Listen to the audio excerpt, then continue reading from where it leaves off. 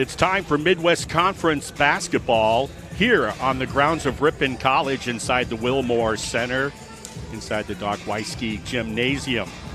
Hi, everybody. I'm Marty Ernster, and we're just minutes away from the first of two games today. The men this season always played the first game.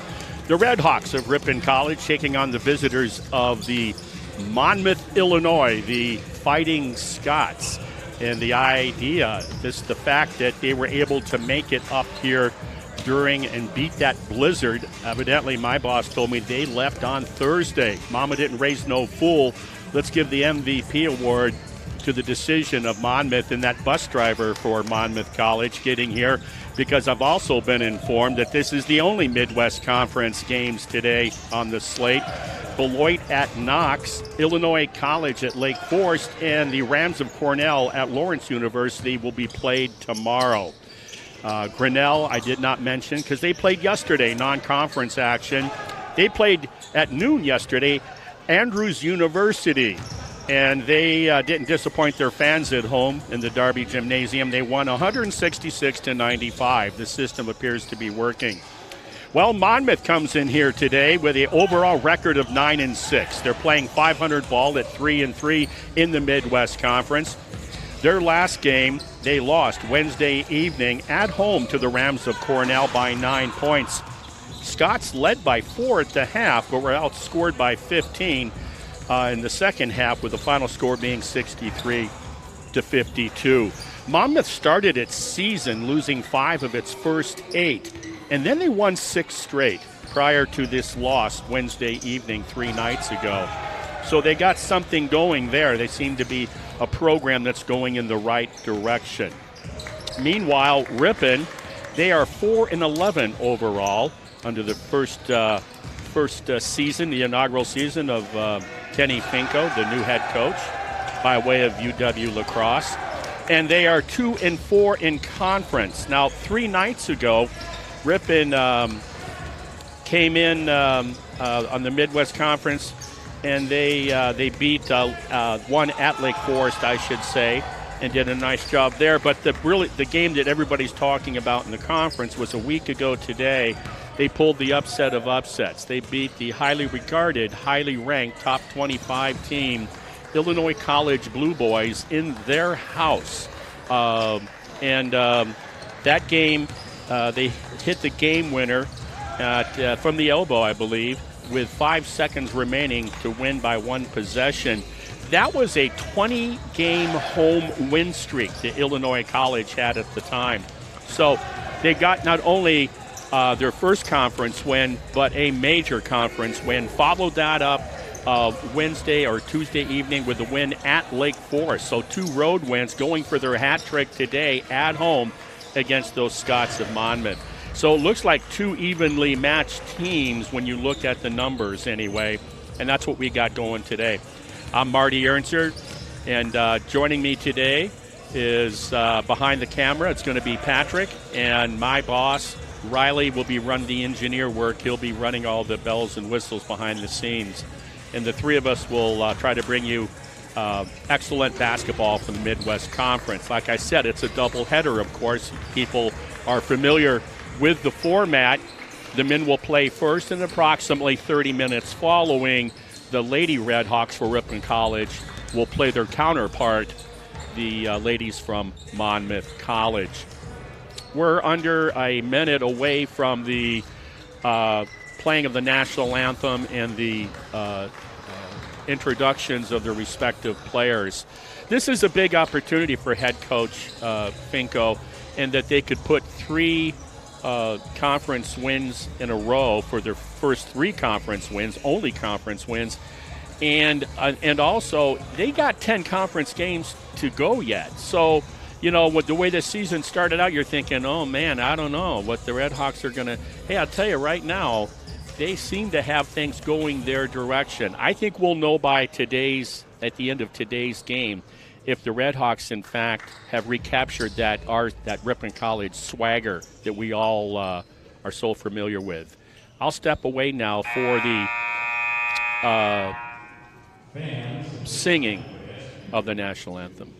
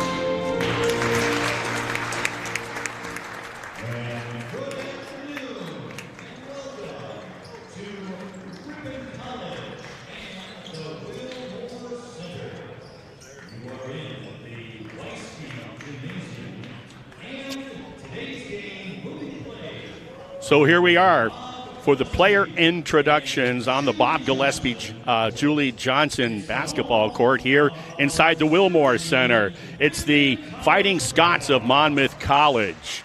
They come in with a record, as I said earlier. Overall, they are 9-6, 3-3 in conference. So from Chicago, Illinois, number 2, Jordan Hill, a 6'1 junior guard. I remember him from a year ago, and I'm digging those yellow shoes. Number 12, David Williams, a 6'1 guard, senior from Loves Park, Illinois. Number 15, Kyle Taylor, another guard, 6-footer sophomore out of Moline, Illinois. Number 22, Declan Flynn, a 6'5 junior, right, a hometown product, right inside of Monmouth, Illinois. And then number 35, it's Turner Plumber, 6'5 sophomore from Canton, Illinois. So for the Fighting Scots, it's Hill, Williams, Taylor, Flynn, and Plumber. Now for the host, the team going for their third consecutive conference win, it is your Red Hawks of Ripon College. And I'm going to have to pencil these in because I'm not quite sure if there's been any changes or not. So normally I know these, but I'm going to go and take the conservative approach today. And sure enough, we got Mr. Galati starting today at the point guard. That is a position that's been back and forth. That's Dom Galati, 5'10 senior out of Chicago, Illinois. Number 23, Cade Tackmeyer, a 6'4 guard out of Peshtigo, Wisconsin. Number 32, Cameron Ford, a senior from Athens, Wisconsin, 6'6". Number 34, Luke Meinholz, the 6'4 junior out of Oconomowoc, played his high school ball at Marquette University. And then number 50, the New Orleans, Louisiana product, a 6'7 sophomore, goes by the name of Slim, Colby Williams. So for the Red Hawks, it'll be Galati, Tackmeyer, Ford, Meinholz, and Williams.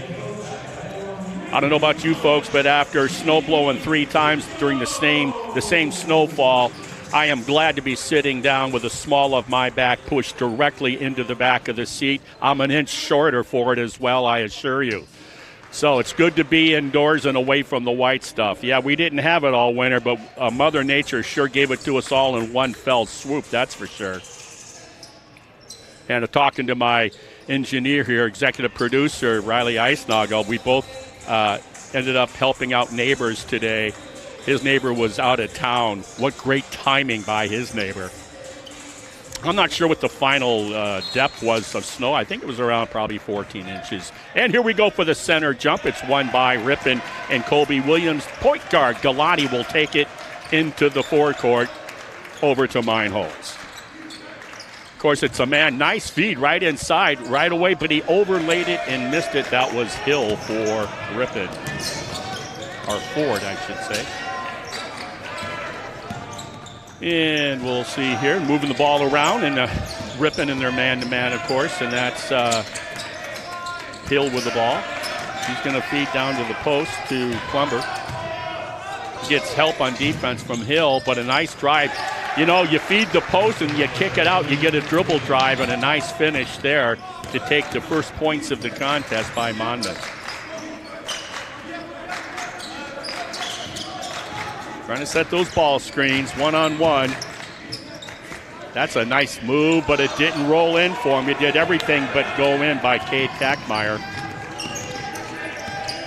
Hill with the ball. I'll have no trouble finding Hill on the court today with those blazing yellow sneakers. Nice dribble drive kick out for the open long jump shot. Rattled in and out, came out. Hill, or I should say Williams with the rebound. If you're just joining us, we're here in the Doc Weisky Gymnasium. Spin move off the window. Contact, no call. Nice move for Williams, Colby Williams, to get the Red Hawks onto the board and tie this contest early on at 2 apiece. fake and a block.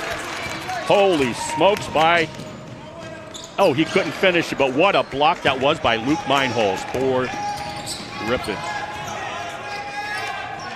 A lot of nervous energy going right now.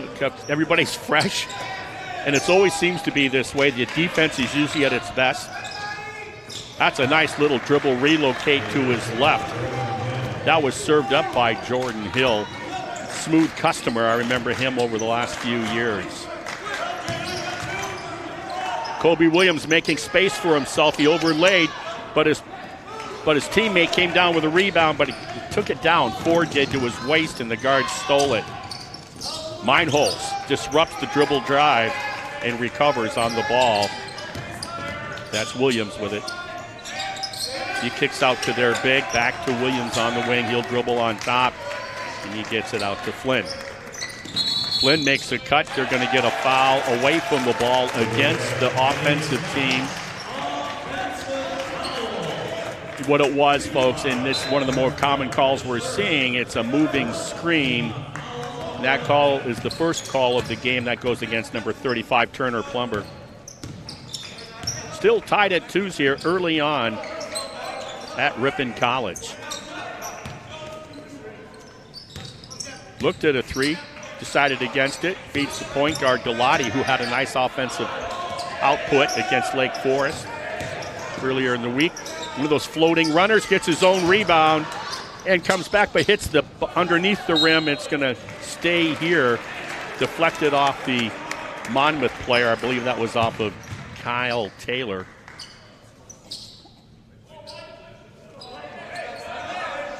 Everything seems a little quick and haste right now. That nervous energy for both teams. 4-2 Monmouth. The official is talking to his fellow official, straightening something out.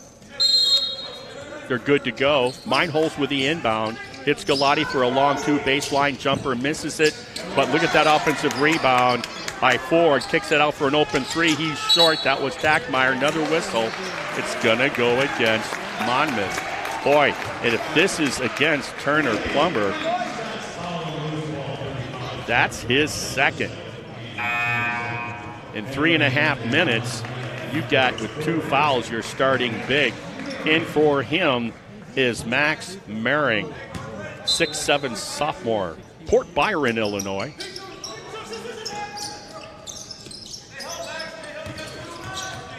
Tackmeyer going one-on-one. Thought he got hit. See, okay, what I thought was a foul on the shot, he must have blocked the ball because it went out of bounds and they're giving it to Ripon. So that would speak to that interpretation. He's going to have to shoot a 15-footer. Well, he loses the handle on it. That was Kobe Williams, and he comes back and drops a fade 15-footer to tie this game early on in the first 4 minutes of play. It's 4-4. Going around the circle, now they feed the block. Now a cutter on the weak side, right lane, but he missed the bunny. Williams with the rebound, Ripon off and running. Galati, the point guard, kicks it back out to Williams. He's hunting a shot. They're going to call it on the floor, I assume. Kobe Williams, seeing him put the rock on the floor. I haven't seen him do that too much. Usually he's trying to post up. He's taking the ball now out on top, creating contact. Another foul. That's the 3rd team foul, and that's on Max Mehring, who just got in the last minute of play. So both bigs with at least 1 foul apiece early on here for Monmouth. We're going to see Ford take a seat. In for him will be Jaden Fitch. He's that transfer out of UW Superior.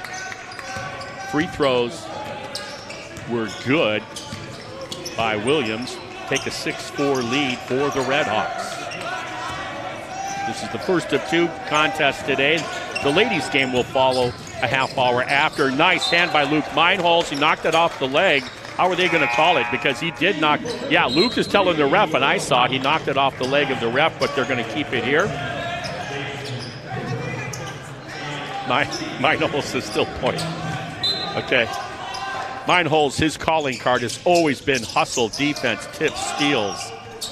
That's always been Meinholz's calling card since he came here his freshman year, a junior this season. Going down the lane. Nice take, but they're going to call the foul on Williams. That was Jordan Hill. Cool, calm, collected. Took the right hand down there. Kissed it off the glass. Was fouled by Colby Williams. He's going to shoot 2. That's Williams' first.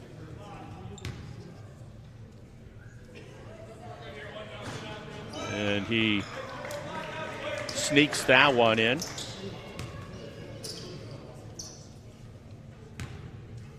The only game in the Midwest Conference today being played due to the weather issues. He makes them both. We're tied again at 6s. 5:23 remaining in the first half. We're early here in the beginning of this game. Also a change at point guard now is William Ryan for the Redhawks.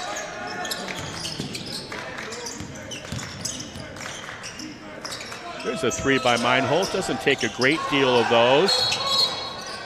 They're going to call a foul on Fitch over the back against the Redhawks. That'll be his first. Kyle Taylor brings the ball down. Gets it out to Hill on the wing. And it was there for the taking. An errant pass, but it was still run down by Monmouth. Kyle Taylor doing a nice feed. We're going to get another foul. A nice feed to Max Maring, who cut to the basket. They found him. Just like that, Fitch picks up a quick 2. Much like the starter, Turner Plumber, did for the Fighting Scots. So he's going to take a seat now with 2 quick fouls within the last minute.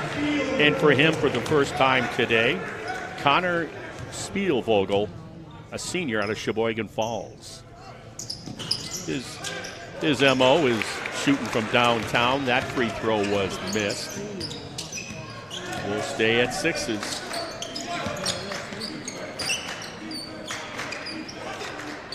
Tackmeyer with the ball on top, gets it out to Spielvogel. On the elbow, Smith, he reverses that pass to Cade. We got 10 seconds on the shot clock. Against a double team, Tackmeyer has to give it up. Connor Spielvogel dribble, relocate, gets the defender out of the way. He's 1 for 1 on 3s.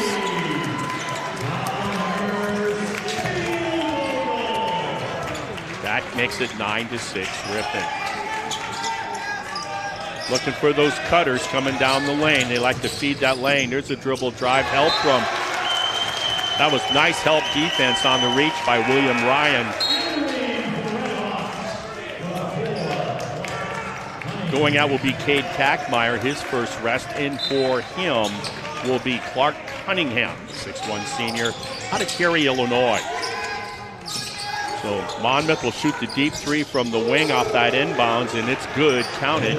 That is, let's see who did. I didn't get that number. It is number 15. Yeah, that is Kyle Taylor. We're knotted up again at 9s. Nice pick and roll by Hill, and a feed down. Oh, just a little loose with that bounce pass. Monmouth pushing this ball. Ripon doing a good job of getting back. What a nice feed.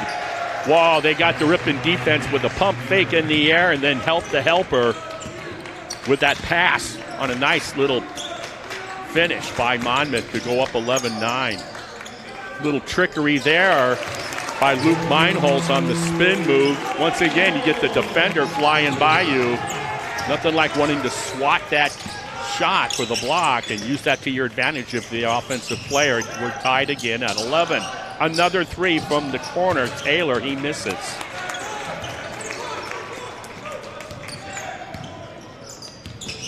Both teams wanting to push this ball.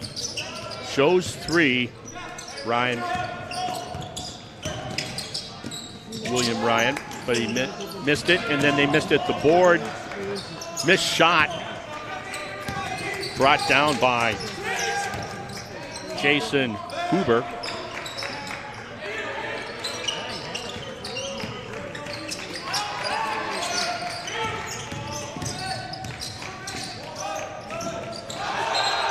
And it was out of bounds on that skip pass to Jordan Hill. Turnover by Monmouth. Kate Kackmeyer back into the game. Also for Monmouth, it'll be David Williams back, returning for the Scots. Jason Huber will stay out there. He's from Carpentersville, Illinois. Went to Dundee Crown High School. Ripon playing a little catch. Now a corner shot. Missed everything. That was William Ryan. We're below 12 minutes in the first half. We're knotted up at 11. It's not a lot of scoring going on. Meinholz fighting hard, trying to get that held ball.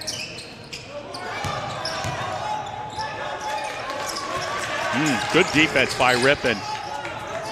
Wild shot, fought, and Monmouth comes up with it. Knocked away by William Ryan, and he picks up the loose change on the blocked shot.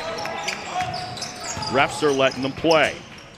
Again, William Ryan, see if he has better success. Yeah, I'd say missing everything except the floor on the first try, and then knocking down the three from the same spot next time around is probably a pretty good adjustment. 14-11 Ripon. Monmouth takes a 30-second timeout.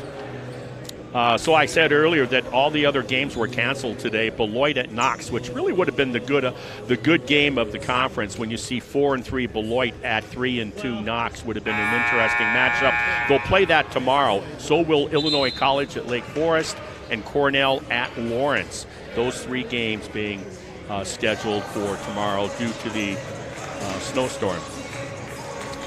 And meanwhile, haven't talked about it, but Coach Todd Scribseth uses a 9 to 10 man rotation here for Monmouth. His biggest year was 2017-18 season. Had huge success. They were picked around 6th in their conference that season, the 2017-18 year.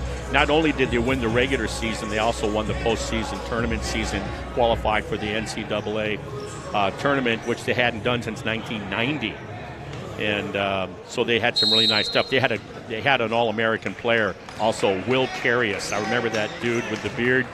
What a smooth operator he was for Monmouth back in the day. Back in action here. We're at the 11-minute mark. Monmouth trailing after that William Ryan 3-ball. They're trailing 14-11 to the Redhawks. Good defense again there on the ball by Kackmeyer. They reverse it back out on top. Crossover dribble, Meinholz going for the steal. Who are they going to call it off of? Now, between you and me, I thought it was off of Meinholz. Man, what are they? Yeah. Like I said earlier, Meinholz, I would not want that dude guarding me. I'm telling you. Woo. He is the master of defense. He's going to take a well-earned rest right now.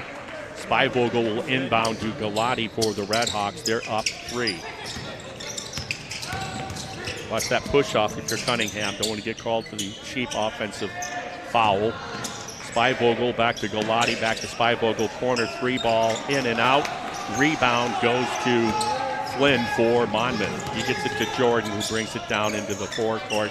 You're just going to pass it around, feed the post to Jordan. That's that reverse layup. It'll be a foul. Should go against, I believe it should go against, well, let's see. I think it's Cameron Ford. Let's see. Nope, they're going to give that to Clark Cunningham for Ripon. Good defense. I like the way Coach Finko has these Redhawks defending the rim. They were pretty boisterous. The loudest I've heard them in pregame warm-ups as well. And according to my wife at home, I am fairly deaf. So if I can hear those dudes down there in pregame, they were making a ruckus. Gannon Greenman, 6'3" junior out of Alpha, Illinois. Al Wood is in for Monmouth. Free throw was good by Jordan. Makes it 14-12. Ripon still with a slight lead. Tackmeyer looking. Ball screen from Galati. He comes over and gets the ball. They reverse it to Tackmeyer on top. They're going to go around from Cunningham. He wanted to give it to Spivogel. He didn't move. We got 7 seconds on the shot clock. Cade Tackmeyer wide open. Cunningham from the other corner. No good. Rebound goes to Williams. They're pushing. Chance to tie or take the lead is Monmouth right here. Once again from Flynn. He dribbles from the elbow. 15-footer. No good. Nice job as we're going to get a foul.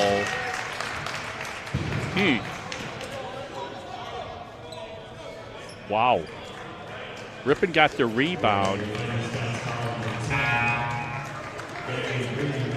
And we didn't see it away from the ball. It was on the young man that just got in, Gannon Greenman, his first. And so Ripon will maintain possession, walk the ball down as Galati. Jordan Hill will pick him up at midcourt. And Tackmeyer dribbles around top, feeds Meinholz, who drives the wing. Double clutch, holds it. Good defense. Offensive rebound on the miss by Meinholz. Kicks out from Ford to Cunningham. He's in the lane, and there's a 3-ball by Galati. He had a good look, but short on the iron. We're approaching 9 minutes remaining in the first half. Hope you're enjoying this game here from the Wilmore Center in the grounds of Ripon College. Step back 3 by Jordan. He misses. Offensive rebound. It'll be a foul on Galati. Possessions 9/10 of the law. Gannon Greenman came down with a weak side offensive rebound. Galati for the Redhawks got underneath him, called for the foul. His first non-shooting. Jordan Hill will inbound for Monmouth. He hits the safety valve on top. That's Sidhu. That's Yuvra Sidhu. Oh, nice bounce pass. I love the use of the bounce pass down low, and that's why you can get it through the defense. Nice little fadeaway 3-footer by Gannon Greenman. He's made his presence known right away. He's got a foul, an assist, and a basket. All within the first less than 2 minutes. Cade Tackmeyer, how did that not go in? We're going to get a foul. He doesn't know how he got it, but the baseline referee just called Declan Flynn, 6'5" junior, the homegrown product out of Monmouth, Illinois, for his first foul. Cunningham takes the seat for the Redhawks. And the inbound, we were sloppy with it, and it gets away. Williams Colby for Ripon entered for Cunningham, and Ripon turns it over on the inbound. What a tough move. Oh my. While going through the air, driving the right baseline, David Williams turns his body sideways, draws the contact, and that's the second personal foul against Galati, who picked up his first 2 fouls all within the last minute and a half. And he made it for a chance for one and done, or I should say one and he's long on the iron. Meinholz, he misses the 3-point opportunity. Ripon trailing by 2. 8 minutes, 10 seconds remaining in the first half.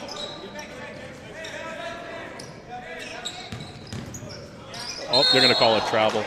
Tried to split that defense, and he stumbled. Meinholz, he just got one. He has one speed, folks, and he uses it on defense extremely effectively. And that one on offense, he got out in front of his skis a little bit.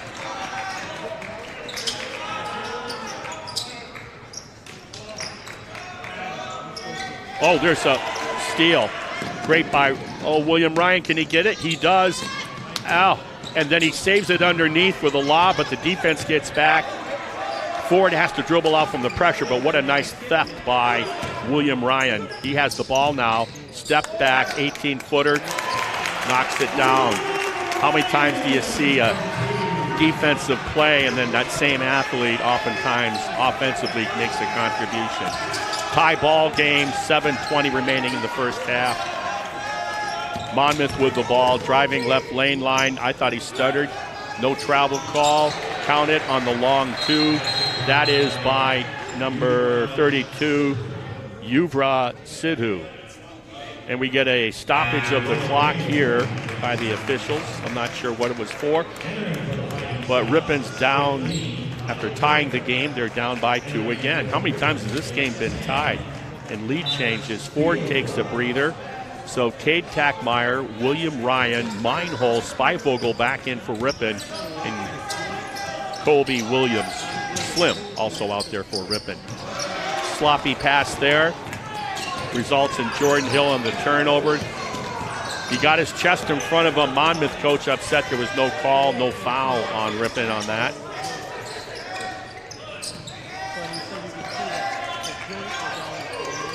Williams, now they're going to call the reach. Williams has to learn that after the first slap of the ball, don't do it again. They're going to get you. They're going to call you, I guarantee you, 9 out of 10 times. That's his second. And so you're going to see the gentleman with his 2 fouls now. Jaden Fitch comes in with his 2 fouls to relieve Colby Williams with his 2 fouls for Ripon. On that foul there, shooting on a bonus, 1-1. Yuvre Sidhu, he is a 6'5" sophomore, Lansing, Illinois. Thornton Fractional South High School made both free throws. They got a 4-point lead. That's one of the biggest leads by either ball club here early on in this contest. I said that these 2 teams match up on paper. Spivogel for a 3. Man, that bottom of the net didn't even move. Holy smokes, and that coach for Monmouth is out letting his player know that sank too far on the help defense. I won't give you his number. Sunk too much. They know who the shooter is. They know, these players all know who the shooters are. Spivogel was an orphan on the reverse pass. Wide open on that 3 to pull Ripon within 1. Right now, I can tell you that Ripon's next game, and we're going to bring it to you, will be right back here Wednesday evening, the 17th, when our friends from Appleton, our friends from Lawrence University, when I was here in the 70s, we called them the Larrys, the team that you love to not like. That's the way you're taught, and I know they feel the same way about us. It's a really good feeling both ways. They'll be in town. The men will play at 5:30, the women to follow at approximately 7:30. We'll bring that to you live. After that short timeout, Monmouth brings the ball down with a 1-point lead. Jordan Hill with the ball. Gives it up on top. He cuts, sets the move. Should have been called for a moving screen there, Jordan Hill on the free throw line. Nice slice and a block from behind by Connor Spivogel. Sheboygan Falls grad, and he's off and running. He wanted the 3, but they got in his face. Cade Tackmeyer, tough move, gets the contact. I'll guarantee you Spivogel is going to have to be very fortunate or work very hard to get a clean look on 3s. I think he's unofficially 2 for 2 or 2 for 3 on 3s. That Monmouth coach has done a nice job, by the way, I want to add, since coming into the league. Tackmeyer, talk about the Pechtigo fire. He was on fire on that big win a week ago, the upset of the season so far in the Midwest Conference. That win over, at that time, only, and in fact, Illinois College got their first loss of the entire season. He missed that first free throw. Tackmeyer makes the second to tie the game at 20-20. Illinois College were Oberlin in a holiday tournament in Ohio, lost by a basket. And then Ripon gave them the surprise upset at home a few days later. Missed 3 from the corner by Jordan Hill. Ripon with the one-and-done rebound. William Ryan gets it to, oh, look at a spin move. He wanted to shoot. They walled up on him, kicked out 3 for Tackmeyer. He missed. Ball off to the left of the rim, and look at Monmouth running.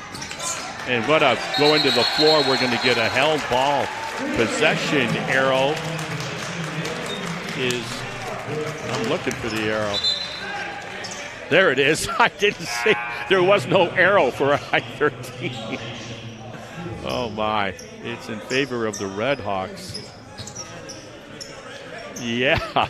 Yeah, our possession at the scorers table, the arrow, the held ball arrow person must not be here. And it stays with Monmouth. Now it's with Ripon. So next held ball. Nice move, baseline block, but a foul. It was too good. Yeah, I think it's the right call, but a block shot. Nice, quick baseline move on the spin move by Juve Sidhu. And he got blocked, but also too much of the body. That'll be the third foul on Jaden Fitch. So we're going to see Mr. Ford, Cameron Ford, the senior, come in for him. And I can see Coach talking to him. You know what he's saying to Ford? Same thing I noticed. And he misses that first free throw, Sidhu. And he's telling him, you get that rebound, it's chin up. Keep that rebound up high. He brings it down to his waist. And those guards, they reach in and steal that rebound from you. There's a Ripon player I'm going to mention in the next game. She does the same kind of thing, I've noticed. He misses both free throws. They're fighting for the loose ball. Monmouth gets the offensive rebound. Deep three on top. Missed it.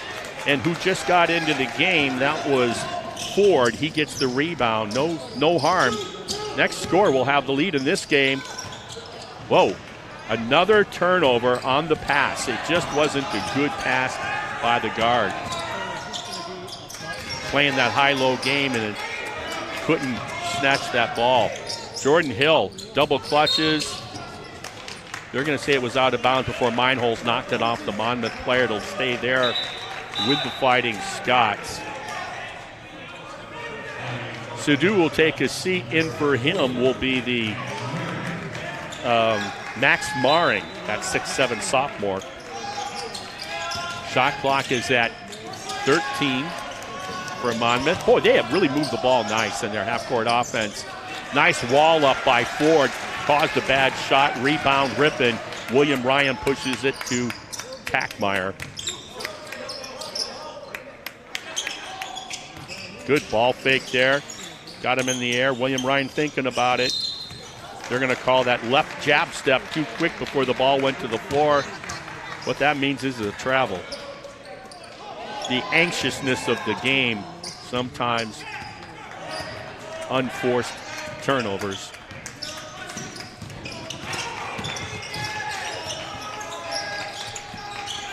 Monmouth coach, boisterous to his players. Nice bounce pass feed to the block. Little turnaround flare. Pretty move by the young man that just got in, Max Maring. 22-20 Monmouth. This game's taken on the kind of nail-biting sort of game it seems to be showing us right here. It's been close the whole way. Nobody's been able to get out with more than a 4-point lead. Ooh, everybody pulled away. I'll take the three. Boom, thank you. So the help defense shot out. It was helping recover, but he thought, the teammate of the Monmouth player thought his guy that was guarding Meinholz was going to recover on him. He never did. Meinholz was all by himself, drained the three, 23-22 after that Meinholz three ball. And the lead.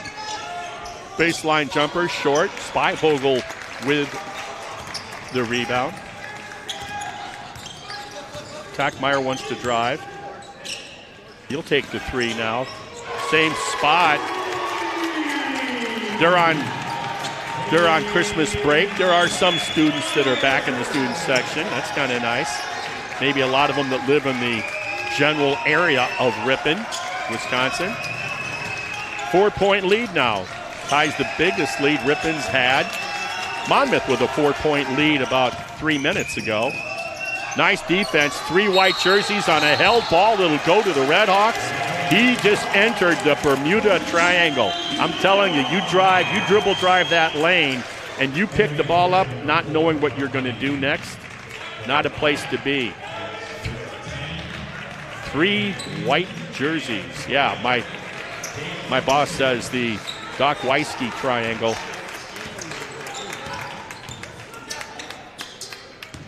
Ripon with a chance to improve on that 4-point lead. 2.5 minutes remaining in the first half. Offensive foul.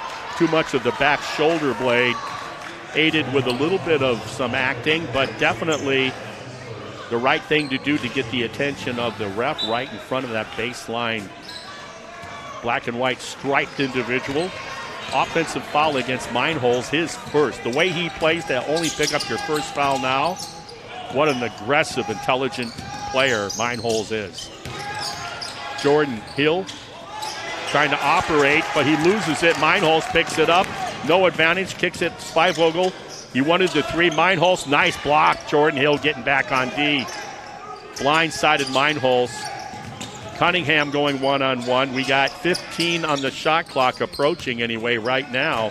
Meinholz drives left hand. He wanted to double. There's a three by William Ryan on the assist from Meinholz. Threes are starting to drop for the host Redhawks to go up by 7. 1:48 remaining in the first half. That's going to be another timeout called by Coach Todd Scribsett. Let's talk about Ripon. You know, they're 4-11 to start the season, 2-4 in conference.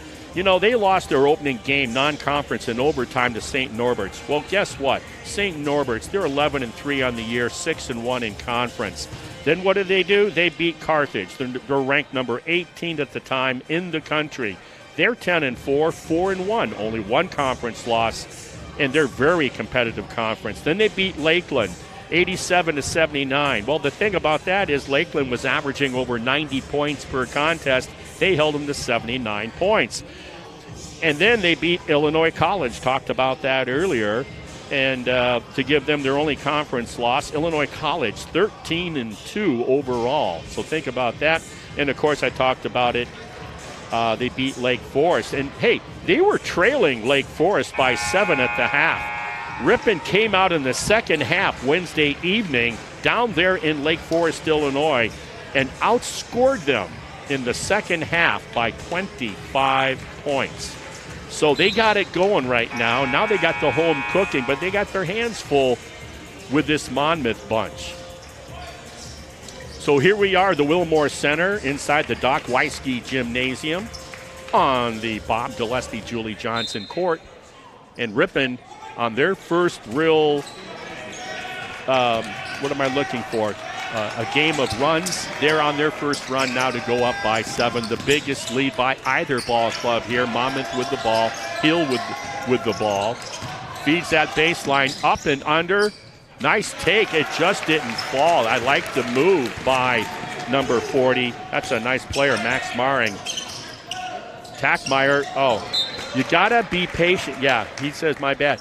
You got to read the body language. If the guy you're feeding is on his heels, you can't lead him with that pass. He cannot react to it. In other words, his weight is shifted away from the pass. Unforced turnover. Jordan Hill with Monmouth. Contact, no call. Pull up three, Jordan Hill. It's not falling, but what a rebound, and knocks it off of Ripon. What a savvy play by Gannon Greenman. He entered about midway through the first half here. And he's kind of doing a little bit of everything in a good fashion. Inbounding will be Kyle Taylor. Kyle Taylor with the ball now. Wanted to shoot the three. Kate Tackmeyer said no. Knocked away by Spivogel. And what a nice little, you know, that is such weak side, nice movement without the ball, making herself available for an open feed. And once again, the use of the bounce pass in the lane by Monmouth is the best I've seen this season. Much easier to catch than a chest pass from 6 feet away. Tackmeyer pinned against the baseline, almost out of bounds. Cunningham dribbles around, hits another William Ryan. He misses that three. He's dropped a couple of them now. Missed that one. Ripon by 5. They'll have the last shot, Monmouth will, with 20 seconds remaining in the first half. Hope you're enjoying this game. We enjoy bringing it to you for the Midwest Conference. Ball screen, doesn't take it, waves it off. We're at 7 seconds in counting. Dribbling around, that's Taylor. Crossover to the right, double clutch, drops it. And that'll end the first half. Got a savvy move by Kyle Taylor, the starting point guard, the 6-footer from Moline, makes that 5-point deficit a little bit closer. So at the half, it's Red Hawks 29, Monmouth 26. When we come back, we will give you some halftime statistics.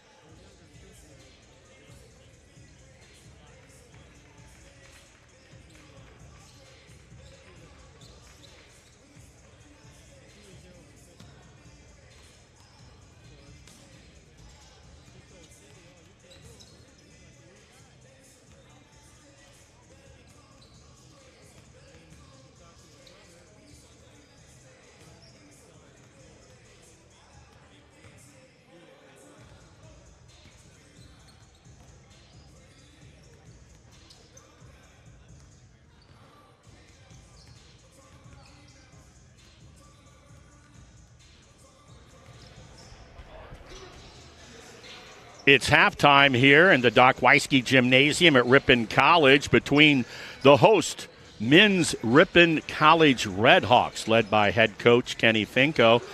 And they're entertaining the Fighting Scots of Monmouth College this afternoon, who drove up Thursday to get ahead of this what gargantuan snowstorm we had that went for about 30-plus hours. And it's halftime here, 29-26, Ripon with a slight 3-point lead. Let's go into the numbers here. First, for the guest, they are shooting from the floor 10 of 25 at 40%, one of only 7 beyond the arc for 14%, and free throws 5 of 11, so less than 50%. Leading scorers for Ripon, it's pretty spaced out here. Jordan Hills, the guard, he's got 5 points. Also with 5 is the starting point guard, Kyle Taylor, also with 5. And then you have 3 players with 4 apiece. You have David Williams with 4, Max Maring with 4, and Uwe Sidhu with 4. They have 14 rebounds to Ripon College's 16 rebounds. They have 9 team fouls. Ripon has 6 team fouls. Turnovers, they have 7, Ripon with 8. Steals, each team has 4. Talked about how these two teams match up statistically going into the contest, and it certainly, after 20 minutes of action, reflects that. Let's talk about the host Redhawks. They are led by 8 points by William Ryan coming off the bench. 2 for 4 on threes, 3 from 5 from the floor, and he's got 8 points. Then a pair of Ripon players, Colby Williams, 2 for 2 on the free throw line, 2 for 3 from the floor for 6 points. And Connor Spivogel, 2 for 3 from the floor, both of those 3-pointers. And then with 5 points, that would be Luke Meinholz on 2 of 5 from the floor shooting. And Cade Tackmeyer, he's 1 for 2 on free throws, 1 for 3 on the floor with 4 points. And so very spread out by both teams. So you have 6 players for Ripon that are contributing, or 5, I should say. So from the floor, Ripon is 10 of 29, shooting a just under 35% from the floor. Neither team really, I think because of their respective defenses, shooting lights out to say the least. But where they are shooting rather effectively is beyond the arc. Ripon College is 6 of 14 for 43%. And they've only gone to the free throw line 4 times. They've made 3 of those. Whereas I mentioned earlier, 11 free throw attempts by Monmouth College, and they've only taken or made 5. They haven't taken advantage of those opportunities from the line. So at halftime, it is 29-26 Ripon, and really the only team that really got out there and made a run was Ripon, with about 4.5 minutes remaining in the first half. They went on that run. They got out the lead as much as 7 points. That's been whittled down to just 3 on a really nice play at the with 2 seconds remaining, and that was by Kyle Taylor on a nice drive and finish at the rim. So that's what's going on here. We talked earlier about we're the only game going on in Midwest Conference today. Beloit will play at Knox tomorrow. Illinois College will be at Lake Forest, and Cornell will be at Lawrence University. Those games tomorrow, all due because of the snowstorm. Grinnell, they played their non-conference game yesterday. For those of you that didn't hear, they played Andrews University. Grinnell won that game at home 166-95. So, wow. We'll leave it at that. Current conference standings. You have Grinnell at 6-1, tied with Illinois College at 6-1. Beloit 4-3, Knox 3-2, and those are the 2 teams that are playing tomorrow. Somebody will be in 3rd place all by themselves tomorrow. And then you have Monmouth right here at 3-3. And then you have Cornell at 2-4, Ripon at 2-4 in conference, and then Lake Forest 1-5, tied with Lawrence at 1-5. So Ripon with an opportunity here to go to 3-4, just one game below 500 in conference. If they could hold serve here at home, Monmouth will do the inbounding. They have the ball. And here we go. They're playing a nice inside-out half-court game, spin move. But he brought his left arm down. If Ford he walled up correctly, but then he brought his left arm down and committed the foul. Just keep those arms straight up to the ceiling, wall up, take your feet with you, and make him make a good shot over the top of you. That's his first foul, playing where he does down low like that. That's pretty good. Pretty good job by Ford for the Red Hawks. Missed that first free throw. Made the second. He being Turner Plumber. He got in early foul trouble, picked up 2 right away. Had to sit. Meinholz with the ball on top. Tackmeyer looking to Galati. Gets it back to Galati deep on the wing. Galati has space. He drives. Hits Meinholz for a baseline 3 ball. Oh, yeah.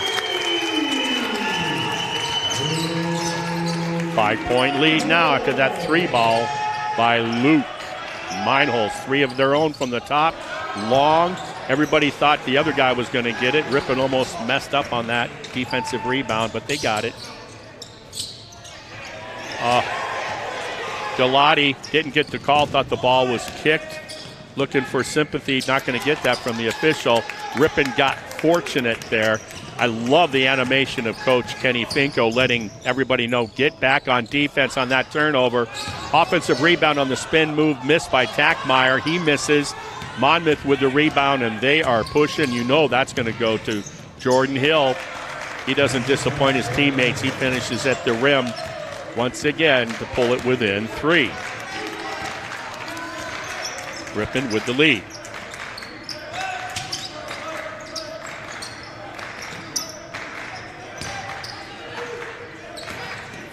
Good defense on Galati. Tackmeyer on the inbound. But double, you got to know that double's going to come. It dropped down on Ford, loses the ball on the turnover. Ripon had 9 turnovers at the half. It's a few more than what you'd like to have. The thing is, most of those turnovers were unforced. Now, that one wasn't, but a lot of them in the first half were.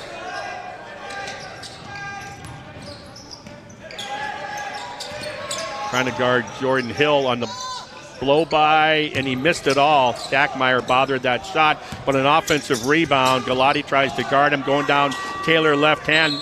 We have a violation, shot clock violation, because Taylor shot with the left hand. It did not make contact with the rim. Monmouth coach is letting the refs know what he thinks. Galati with the ball, giving instructions. What a take, but it got blocked. Meinholz got pinched off, and a hand by Galati took away the bounce pass fast break. Good job by the St. Patrick's High School, Chicago, Illinois point guard, Galati.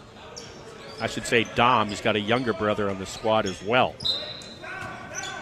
Colby Williams, a.k.a. Slim, guarding the inbound. He'll be guarding their big Declan Flynn. Jordan Hill, the savvy customer, dribbles around for a wide open, reverses the ball for a 3. How'd that not go in? Offensive rebound, but stolen by Meinholz. And what an outlet, but it was too good. They bothered his outlet pass just enough for Meinholz to throw that ball away. It's too bad because Cade Tackmeyer was going to have a one-on-none layup. And not only that, but he kind of got a hitch in his get-along, stretched something. He's had an ankle issue, I know, as we get a timeout, a 30-second timeout called. And sloppy play by Ripon is how I would describe it right now. Yeah, they got the lead, but they've got probably at least 3 turnovers now in the first 3 minutes of play. So they got to value those possessions more. Got to be strong with the ball, as coaches will tell you. Value the possessions. Monmouth, a very, very athletic group, led by Jordan Hill, David Williams, and Kyle Taylor, all quick type of athletes. So they'll bring the ball following that Ripon turnover. They got a set play to Hill, one-on-one. Clark Cunningham guarding him coming off that timeout. He came into the contest. Meinholz, you're not going to get by him. There's a high post feed to the big. He hands it off for a kick out. Jordan Hill, 3, count it. Nice play on the inside on the high post kick out to the corner. Jordan Hill ties the game at the 16:25 mark. Here early on in the second half, we're tied up again. How many ties have we had? Galati, you can't be dribbling with that. Turn your back to the rim. He got picked by Taylor.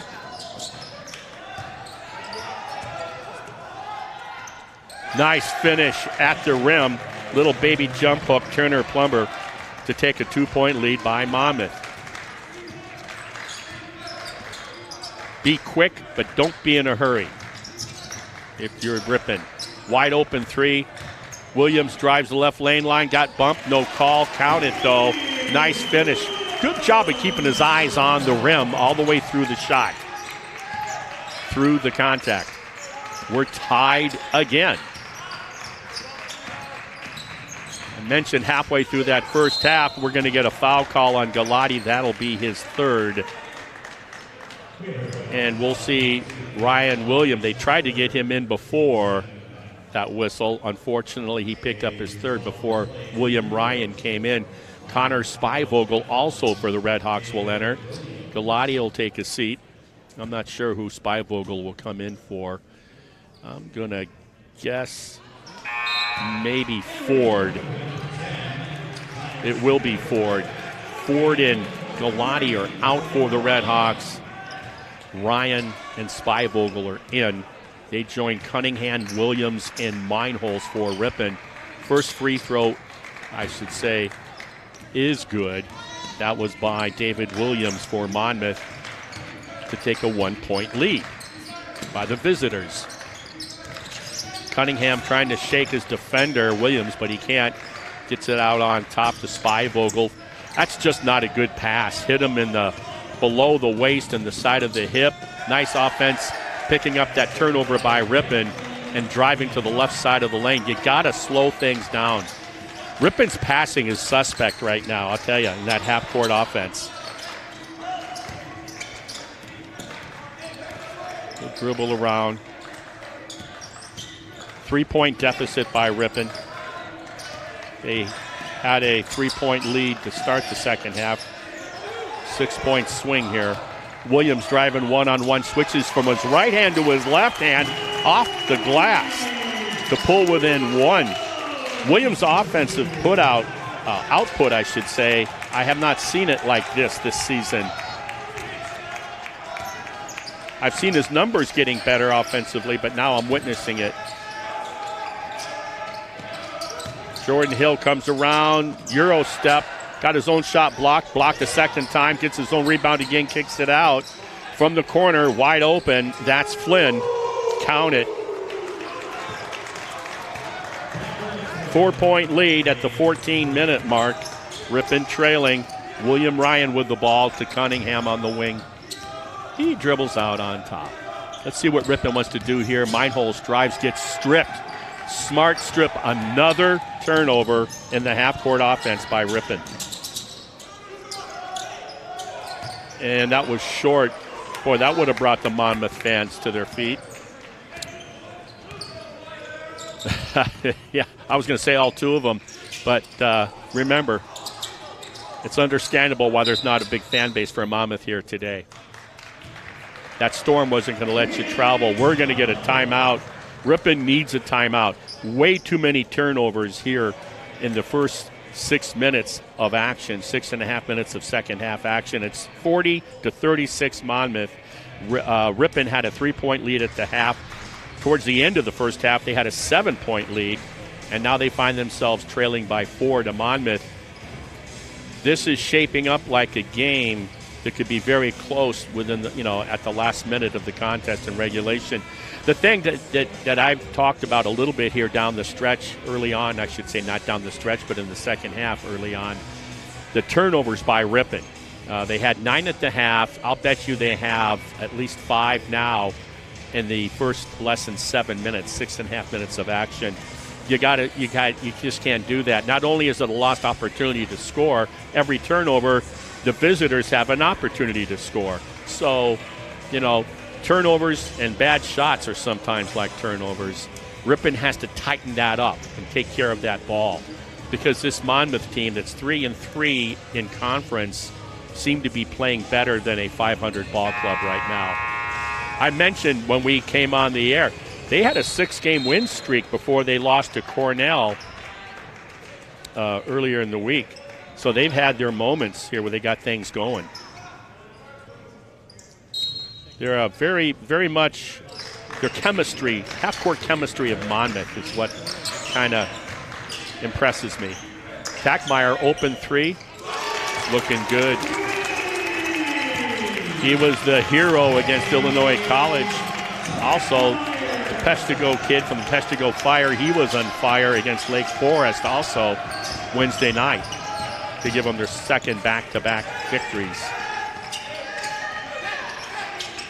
Nice lob, weak side help, knocked it away, and it'll be Ripon. Oh, just can't, nothing happens, got kicked in the head, the Ripon kid.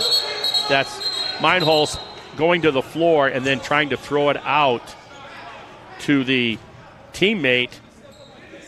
Had it stolen, and he just has to just clear himself. They called an official timeout.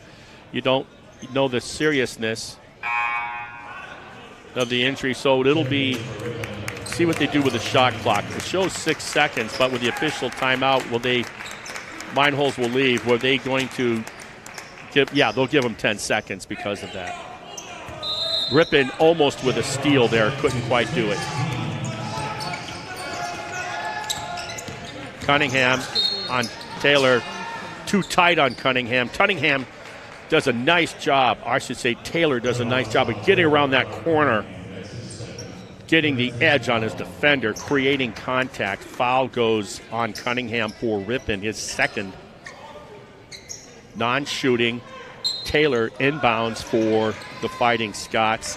He hits safety valve on top. That goes to Max Maring. He still has the ball.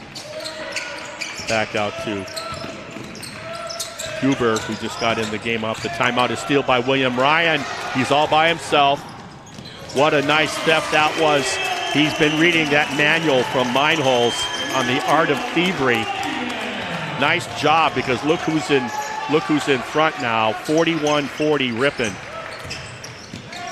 Pump fake shot, drives the left lane line, gets called for the foul.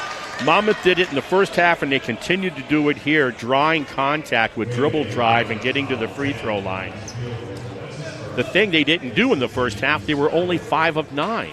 So you're shooting 45% from the free throw line. It's not helping your cause.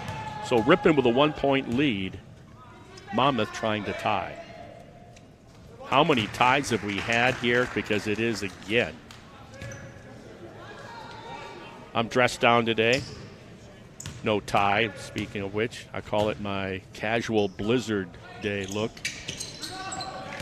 Makes both free throws. Declan Flynn. Hey, we're approaching 12 minutes remaining in the game, and Monmouth reclaims a 1-point lead. Fitch is also off that timeout in for Ripon with his 3 fouls. Cunningham tries to drive, but they play such good defense. Drops it off to Fitch. Pivot move, left hand. Beautiful finish. The transfer from UW Superior gives Ripon back that 1-point lead. This game has been like this all the way. Ripon, with the biggest lead by either ball club, was 7. And Monmouth reeled them in to be down by 3 at the half. A lot of contact, nobody called with a whistle. Ripon on the miss gets the rebound. Tackmeyer brings it down. Jordan Hill on him. lines up for three, didn't get it, one and done. Rebound goes to Mehring. And we're going to get a lackadaisical travel call all by himself. Those are more embarrassing than anything, I assure you. When you are an accomplished basketball player like Kyle Taylor is for Monmouth, and you're all by yourself in the backcourt, just bringing it down, going to set your offense, and you get a whistle called for a walk, you got to look around puzzled because it's embarrassing. Ooh, tough pull-up jumper, missed everything. It was too tough that time for the Ripon shooter. Coach letting them know, hey, slow it down, don't rush it. Good positive reinforcement by the coach, making your point, but do it in a positive fashion. Ripon with the 1-point lead, almost a steal by Meinholz.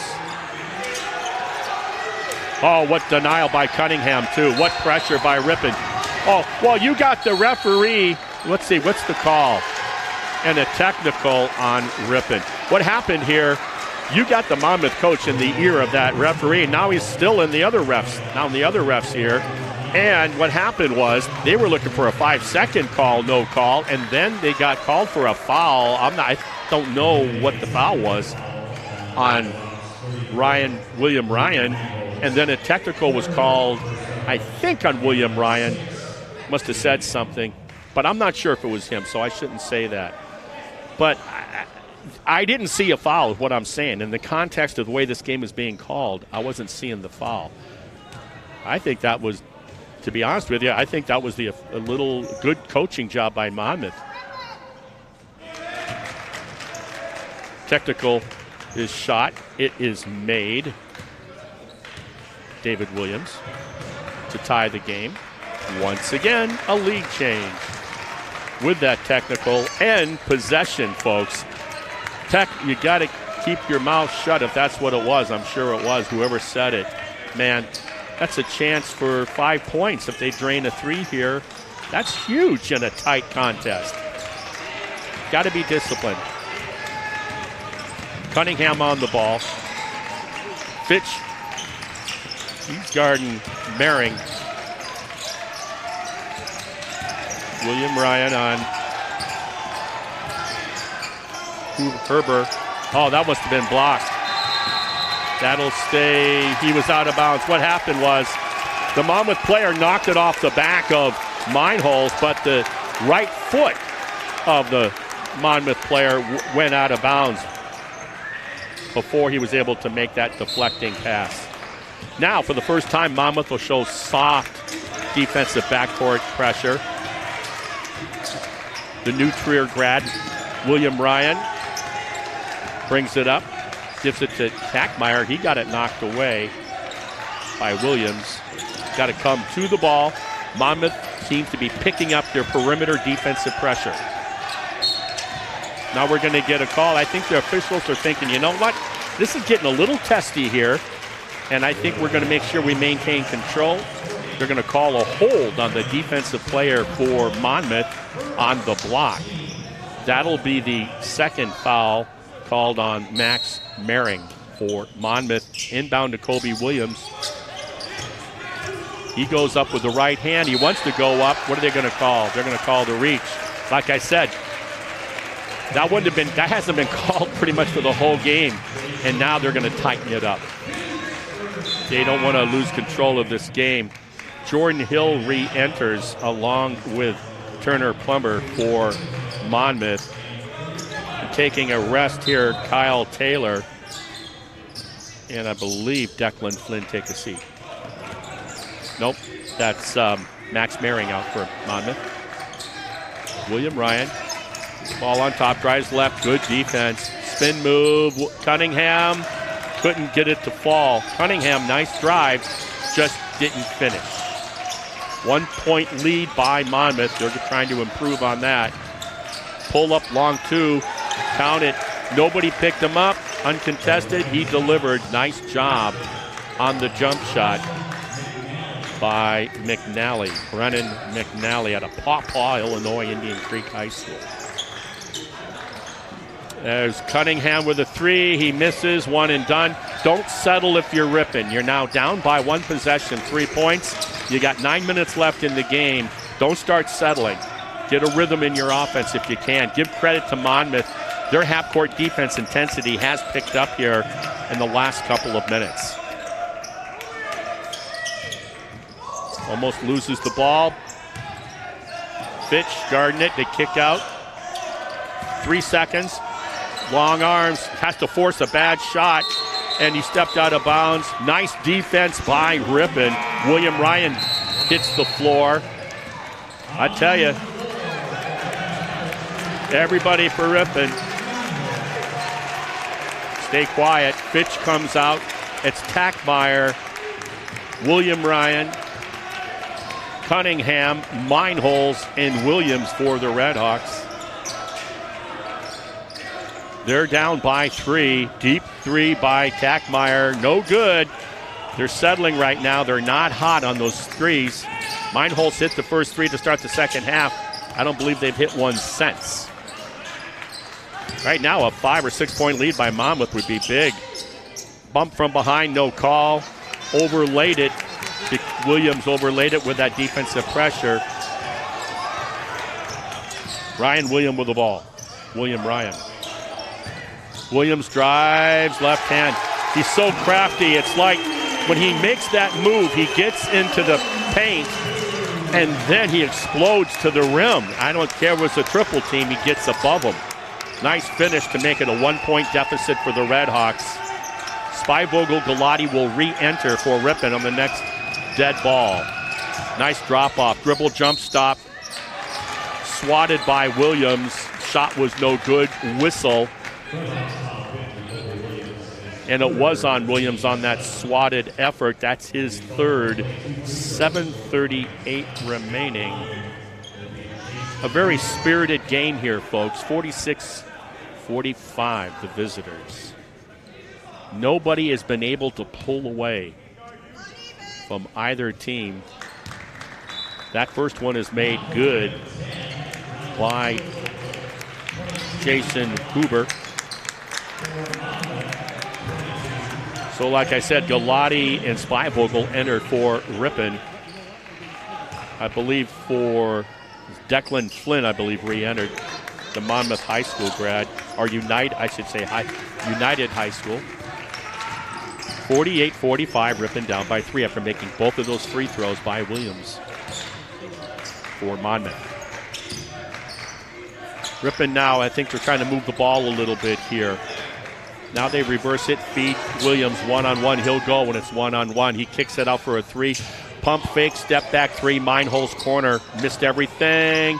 Saved by Spivogel to Meinholz. Double pump, couldn't finish. And rebound Williams. He's pushing it for Monmouth. Now he's going to pull it up. No advantage. A lot going on there for Ripon, but they couldn't finish. High post knocked away. Almost stolen. It is. Unintentional trip. No whistle. 3, Spivogel ties the game. Hooah! 48-48. Below 7 minutes. If I had a nickel for every tie that we've had in this game. Well, given the economy, I need more than nickels. Yeah. Meinholz on the one and done, missed 3 in front of the coach for Monmouth. They push it. Spivogel back to Galati. 24 on the shot clock. Lots of time. Cade Tackmeyer curls around, caught a shot by Williams in the face. One-on-one. You know Williams is going to attack. He wants to. Hill shows he'll double. Bounce pass to Galati. It's too big in there. Turnaround jumper baseline. Count it. Chicago, Illinois. Kidd gives them a 2-point lead. It's been a while. 6:02 remaining. Timeout called. It's a full timeout called by head coach Todd Scrivseth for Monmouth. So, let's go over standings currently. I did that at halftime. Right now, Grinnell College and Illinois College are atop of the conference, both with 6-1 conference records. Beloit, if the tournament was to be today, and there's a lot of ball to be played, it would be third place Beloit at 4-3 and Knox with 3-2 record. Those would be the top 4 teams. When's the last time we had Beloit and Knox in the men's postseason Midwest Conference tournament? It's been a while. In fifth place is this ball club right here. The Fighting Scots are 3-3 on the season. And then Cornell and Ripon are tied for that 6th spot, both with 2-4 records. And then tied for the 8th spot, Lake Forest and Lawrence, each with just 1 conference victory. Ripon will be back in action at home in Doc Weisky Gymnasium this Wednesday, the 17th. A 5:30 start, taking on our arch rivals. In football, it's the oldest rivalry in the state of Wisconsin. Not so much for basketball, but Lawrence University will be here 5:30 men play, 7:30, approximately a half hour following the end of that game, will be the women's turn. We'll be bringing you the women's game following this one after a break. But right now, hold on. Get your airbag, make sure it's functioning, get your seatbelts tight. It's 50-48 Ripon. Monmouth with a chance to tie or take the lead below 6 minutes left. Kick out 3 to Williams. He feeds the high post down low. Weak side Spivogel helps, but he shot over the top of him, he being Turner Plumber on a nice shot to tie. Again, 50 all. Down here at the Wilmore Center on the grounds of Ripon College. Open 3, Galati. Long on the iron. Rebound goes to Jordan Hill. He'll take his time as he gets it over to Flynn. Flynn feeds the high post to Plumber. Plumber feeds back to Turner, or Flynn, I should say. Baseline cut, but picked up by Spivogel. Deep 3, short on the irons. Meinholz with the rebound. Whew. Crossover dribble, nothing to do, picks it up. Let's go back on top of that ball, they say. We got 18 on the shot clock. Williams, one-on-one's been effective down low. Reverse layup, missed the glass, missed everything. Jordan Hill brings it down. And he's smooth. Pull-up jumper from the corner. He missed everything, but it missed. Blocked by Williams, but offensive putback, and he missed it. Holy smokes. Wow. Step through underneath for the lead. Again, Meinholz at the 4-minute, 16-second mark. Ripon players on their feet. We're going to see Ford for Ripon re-enter on the next whistle. Monmouth with the ball.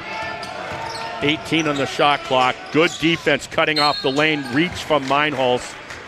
One of the cheap variety. You don't like getting called for, but the right call. Turner Plumber had the ball, and that's a big call because a lot of basketball, 4 minutes to be played, and your Swiss Army knife for the Red Hawks called for his 4th. Luke Meinholz. He fouled Turner Plumber, who had his back on the high post, reached in on that entry pass, on the bounce pass, and got called for the reach. So it'll be 2 here. They seem to be shooting better than they did in the first half. Now, they were 5 of 11 in the first half on the free throw line, Monmouth, shooting 45%. But doing much better here. And once again, how many times have I said tie? Here we go, folks. Below 4 minutes. 52 all.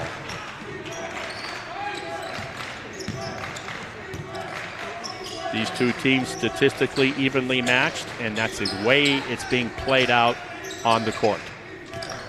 Very tight. Spivogel wanted the 3. They're crowding him. Galati wanted the 3. Dribble drive kick. Spivogel dribble draw dish. No, but Williams with the rebound, but had it when he came down, had it knocked out of his hands on a savvy play by Plumber for Monmouth. Jordan Hill gets the ball. He's out to the wing on top to Taylor. He's hanging on to it, getting all of his players where they're supposed to be, like the mother hen. Williams, good reach by Meinholz on the double, trying to feed the block. Now Williams drives. They're going to call the hold on the dribble drive when Williams went. He couldn't feed the post, so he took off with his left-hand speed dribble. And that's on Kobe Williams. He picks up his fourth. Jaden Fitch will come in for him. So fouls. They were in the first half. It was kind of interesting. Ripon, in terms of fouls, had 6. And it was Monmouth with 9. Well, that's been reversed now.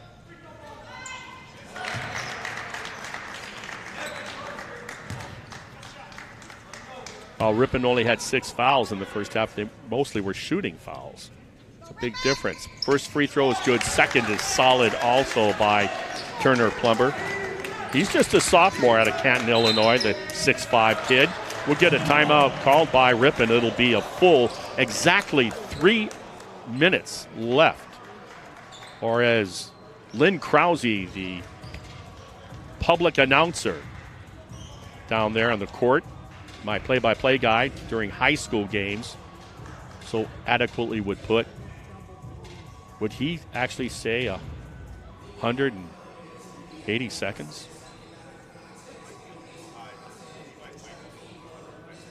Yeah, my executive producer thinks he might wait to be a little less than that. But I was a political science major, so I generally stay away from the math. Monmouth 54, Ripon 52, 3 minutes remaining. And this will be right down to the end, folks. I don't see, no one's going to win this thing going away.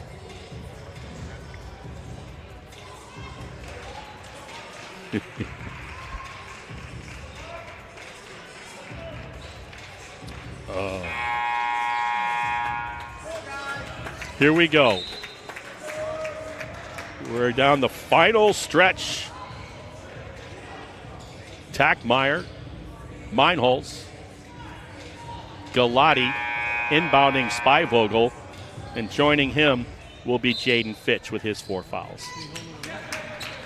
Meinholz also with 4 fouls for Ripon. Ripon trailing by 2. Tackmeyer off the window. Good control with a defender in his face to tie the game at the 2:47 mark. Holding up the play, being brought down by Taylor, by Monmouth.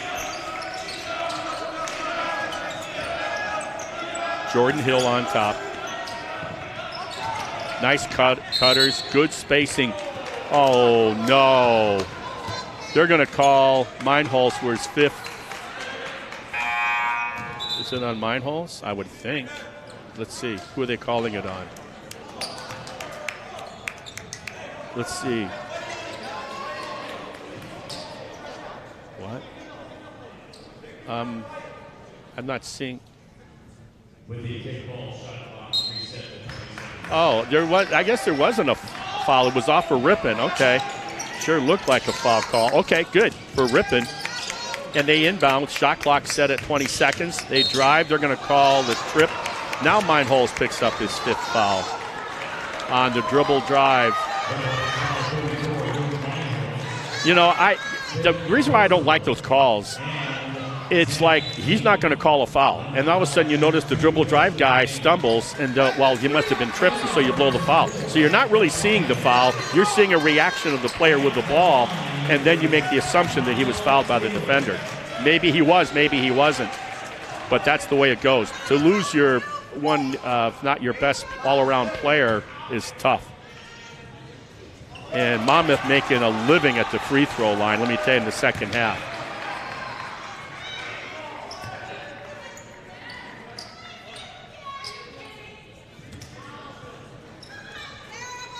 Missed the first free throw. That was Kyle Taylor. He makes it here to break the tie with 2:19 remaining, up by 1.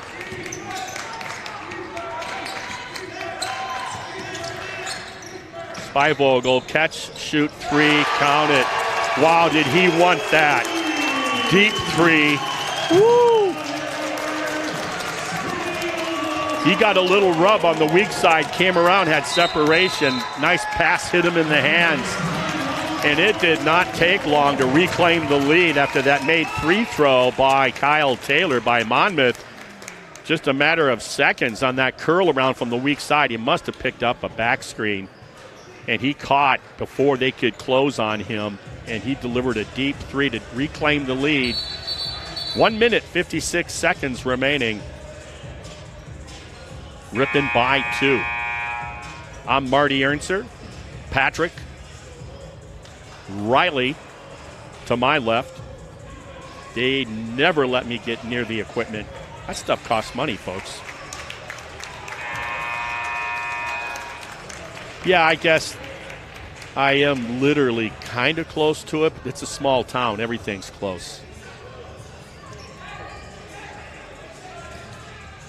After that timeout, Monmouth will inbound. That'll be Declan Flynn getting it to Taylor. Kick out three, wide open.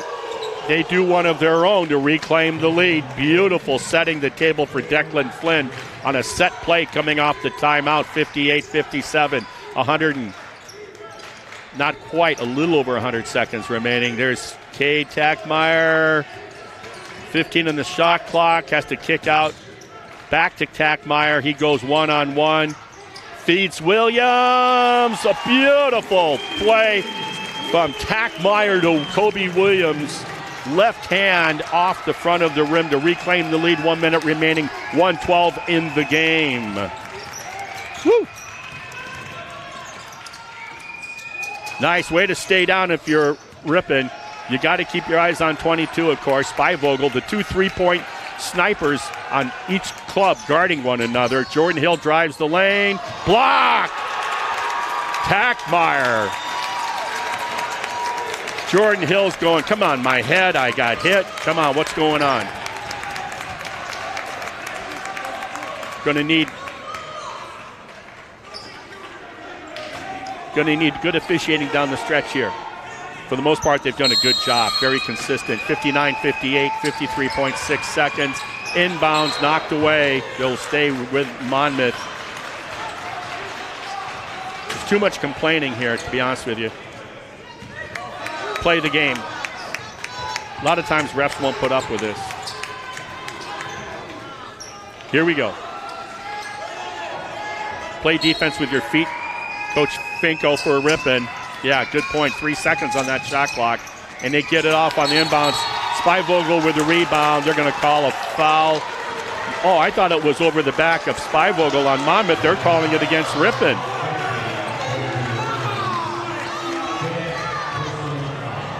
Coach Finko has to keep his cool. I'm going to say this, though. I think the Monmouth coach has done a masterful job from the beginning of the game to the end of the game. He has been on the officials within the bounds of coaching decency, I'll say. And I think he's won the battle of a little bit of getting the ear of the officials. First free throw is good. Turner Plumber, he's had a really nice second half. He ties the game with that one with 49.5 seconds remaining as we see Jason Huber entering for Monmouth. Now a chance to take the lead. And they do. 60-59, 49 seconds remaining. Ripon going for their third consecutive conference win, and it would be their third win in conference. Driving, baseline, kicks it. Tackmeyer nowhere, wide open if he wants the three, dribble drive, kick it out, Spivogel, wide open three, misses. Tackmeyer, don't reach, you're going to get the whistle. Jordan Hill brings it down. There's a differential about 1.5 seconds or so, less than 2 seconds. Shot clock to game clock. Ripon trailing by 1. Do not foul. They're going to trap. He had a timeout by Monmouth. 13 seconds on the shot clock. Hey, I was right. 14.5 seconds on the game clock. It's nice to be right once in a while. I hope my wife is listening to this game.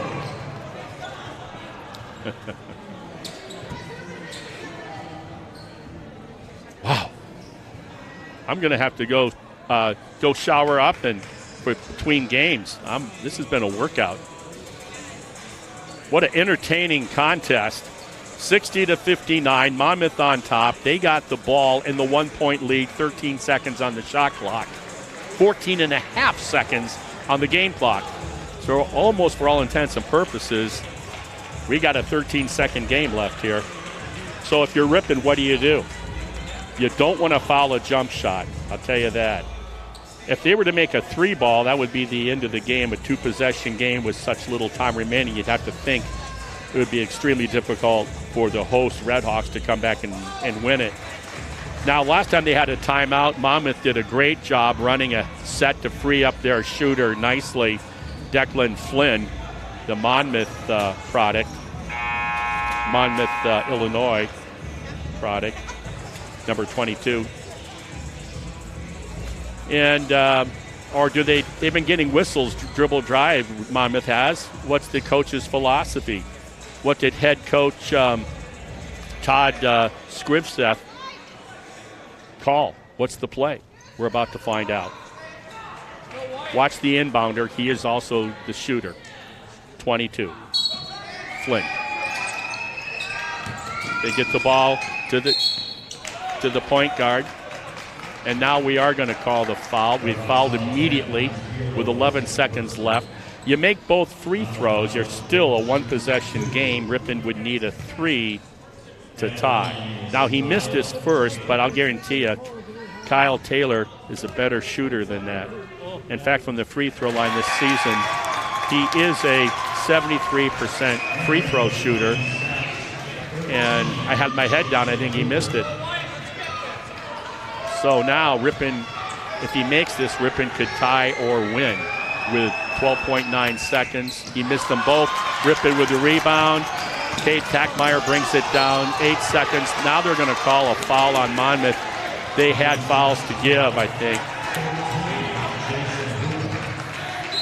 So, smart move.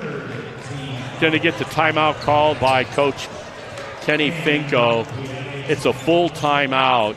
Ripon down by 1. They have the ball. The enemy is the clock. 8.7 seconds. He's going to call the inbound play. You know, I don't think enough credit is given to the inbound passers in the game of basketball. Oftentimes take that for granted.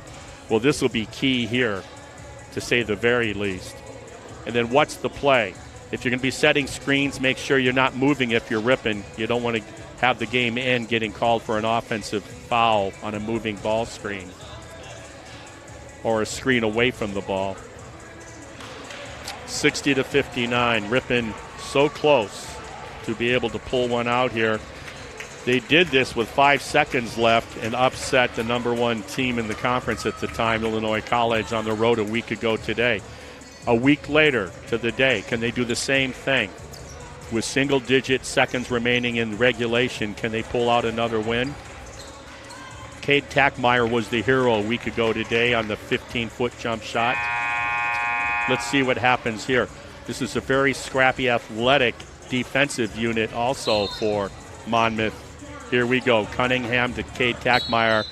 They're going to foul. Hey, we're down. That took 6.9 seconds.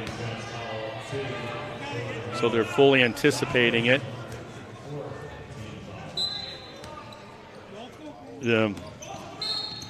I'm not sure what they're doing here because with 5.3 seconds remaining in the game, they still have 2 fouls to give. Another full timeout called. I don't like this. It gives us that 5.3.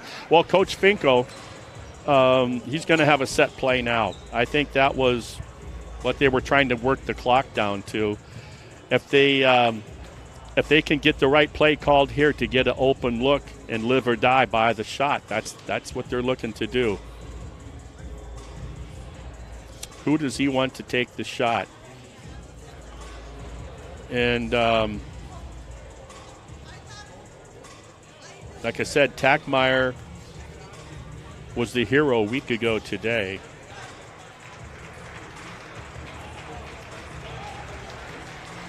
Spivogel is the downtown three-point shooter. He missed his last 3, made a brilliant deep one the time before. He's in the opposite far corner. Jaden Fitch is in. Cunningham will inbound. I tell you, you're going to inbound to the back court, and you only got 5 seconds. You don't have a lot of time here. Now we got a buzzer. Okay, here we go. This is the game right now. Ripon trailing by 1, needs to hit the basket with 5 seconds. And there we go. Galati, they're going to call the foul. Folks, we got less than 3 seconds now.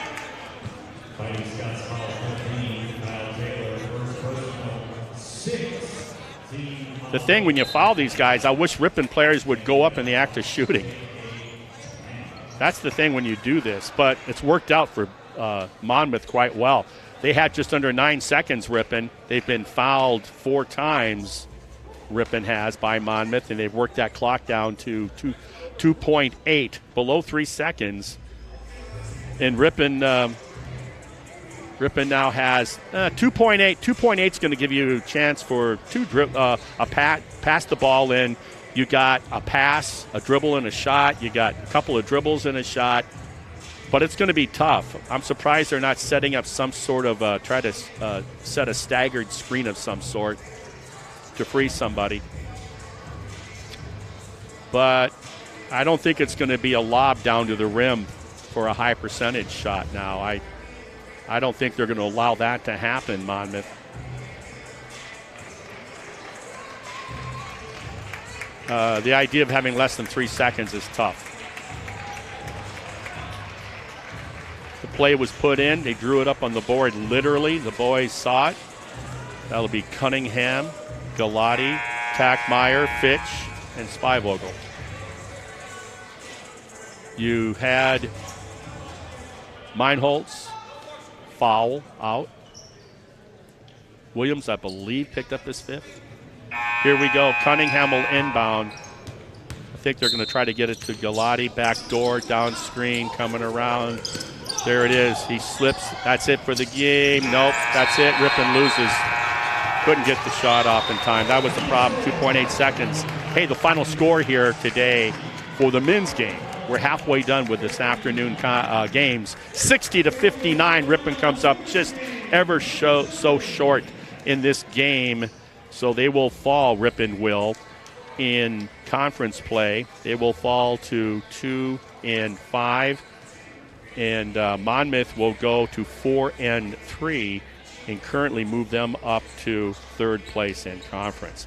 We're going to take a break. We'll step away for now. And in about half hour, a little less than that, Ripon Lady Redhawks. It'll be their turn to take on the Fighting Scott Lady basketball team here in the Doc Weisky Gymnasium. We'll be back for another game in about 20.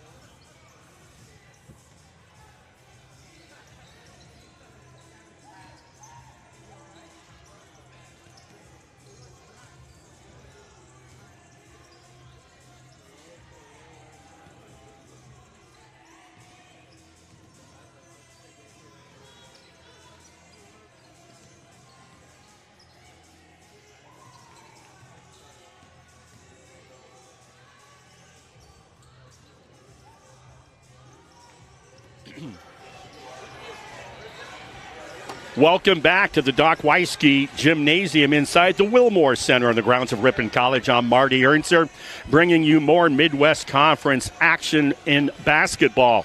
It was the men earlier this afternoon coming up ever so short in a 1-point loss to the visiting Fighting Scots of Monmouth College. It's now the women's turn for Ripon College to hold serve against the visitors from Monmouth College, Monmouth, Illinois. Let's talk about Monmouth first. They are 2-13 overall, still in search of their first victory in Midwest Conference play with a record of 0-6. They have 2 conference losses by a basket. They lost to Lake Forest and Lawrence University by just 2 points each, and then they lost a 4-point contest non-conference to Eureka College. So they're on the precipice of breaking into the winning column there. They're just coming up short. For example, that game at Lake Forest, they led by 17. Monmouth led by 17 heading into the fourth quarter and was outscored 22-7 in that game. So the wheels came off. And then back on January 3rd, the Fighting Scots, they trailed Lawrence University after 3 quarters, going into the fourth quarter by 14 points. Monmouth made a valiant run at them in the fourth quarter, outscoring the Vikings 20-8, but still came up short 62-60. Their head coach, she's brand new, folks. She's been there about 8 months, hired last May, Michelle Deku. She was hired, like I said, in May. She was an assistant at Hastings College, Nebraska, played collegiately at University of Dallas. There she received All-America honors. She grew up in Monument, Colorado, an area I'm quite familiar with.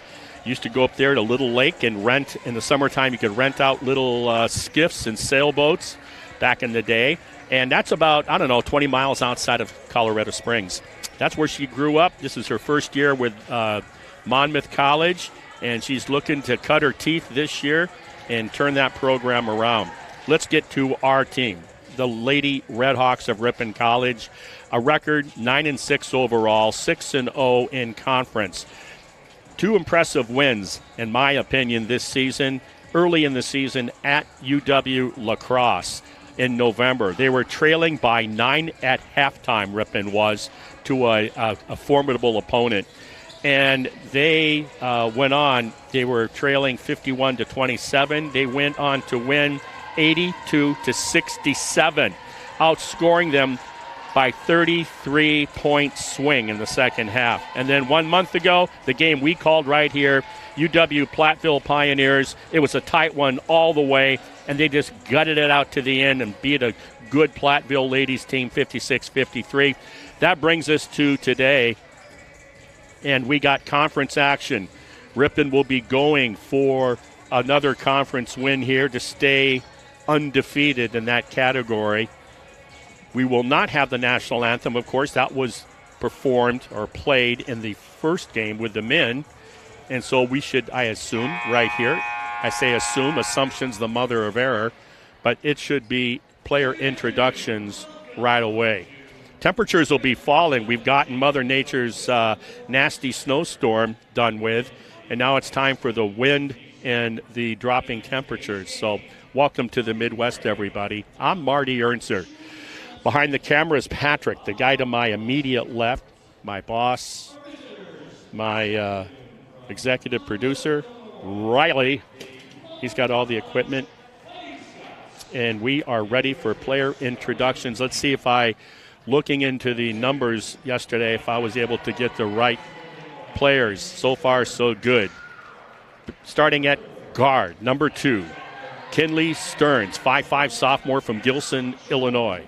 Number 4, Ashley Jones, a guard, 5'8" sophomore, Abingdon, Illinois. Number 11, Jaden Mitchell, another guard, 5'5" senior out of Flanagan, Illinois. Number 20, Danielle Beach. She's a 5'10" freshman forward. You getting the theme here? We got 3 underclassmen and 1 senior. A 5'10" freshman out of Geneseo, Illinois. And the number 25, Ella Goodrich, a forward, another sophomore, 5'9" kid out of Minot, Illinois. So it is Stearns, Jones, Mitchell, Beach, and Goodrich. 4 underclassmen and 1 senior starting for the new head coach of Monmouth, Michelle Deku. Now for the undefeated in Midwest Conference action Lady Redhawks. It is time for that introduction. And who else but the Queen of Neilsville, Wisconsin, number 00 guard, 5'3" junior from Neilsville, Bella Opelt. The freshman out of Wild Rose High School, Wild Rose, Wisconsin, 5'3", Lanny Havlovitz. Number 11, first-year starter this year, the sophomore out of Madison, Wisconsin, Madison Memorial High School, Natalie Rawolf. And then the fifth-year senior, number 14, a brand-new member of the 1,000-point club, 5'11" senior from Muskego, played her high school ball at Martin Luther, Bonnie Jensen. And then the transfer from Wisconsin Lutheran, I believe, number 30, the Oostburg High School graduate, Wisconsin Lutheran College she transferred for, and what an addition she has been. That's the 5'11" junior, Ella Tempest. So for Ripon, it's Opelt, Havlovitz, Rawolf, Jensen, and Tempest. So we have the two ends of the spectrum, if you will, 6-0 playing 0-6. You got to play the game, though, folks. You start reading clippings, next thing you know, you're looking up at the scoreboard, scratching your head going, what's happening? So, the second of our 2 games today. We'll be back in action just a few days from now on the 17th, Wednesday of this coming week, for a 5:30 men's game and a 7:30 women's game against our friends from Appleton, Wisconsin, Lawrence University. And Lawrence women right now playing some good basketball, I might add. They're 10-5 overall, and 4-2 find themselves in 3rd position of the Midwest Conference. Jumping center will be Ella Tempest going against Beach. Tempest wins for the Lady Redhawks. Monmouth with 4 underclassmen and 1 senior for their starting 5.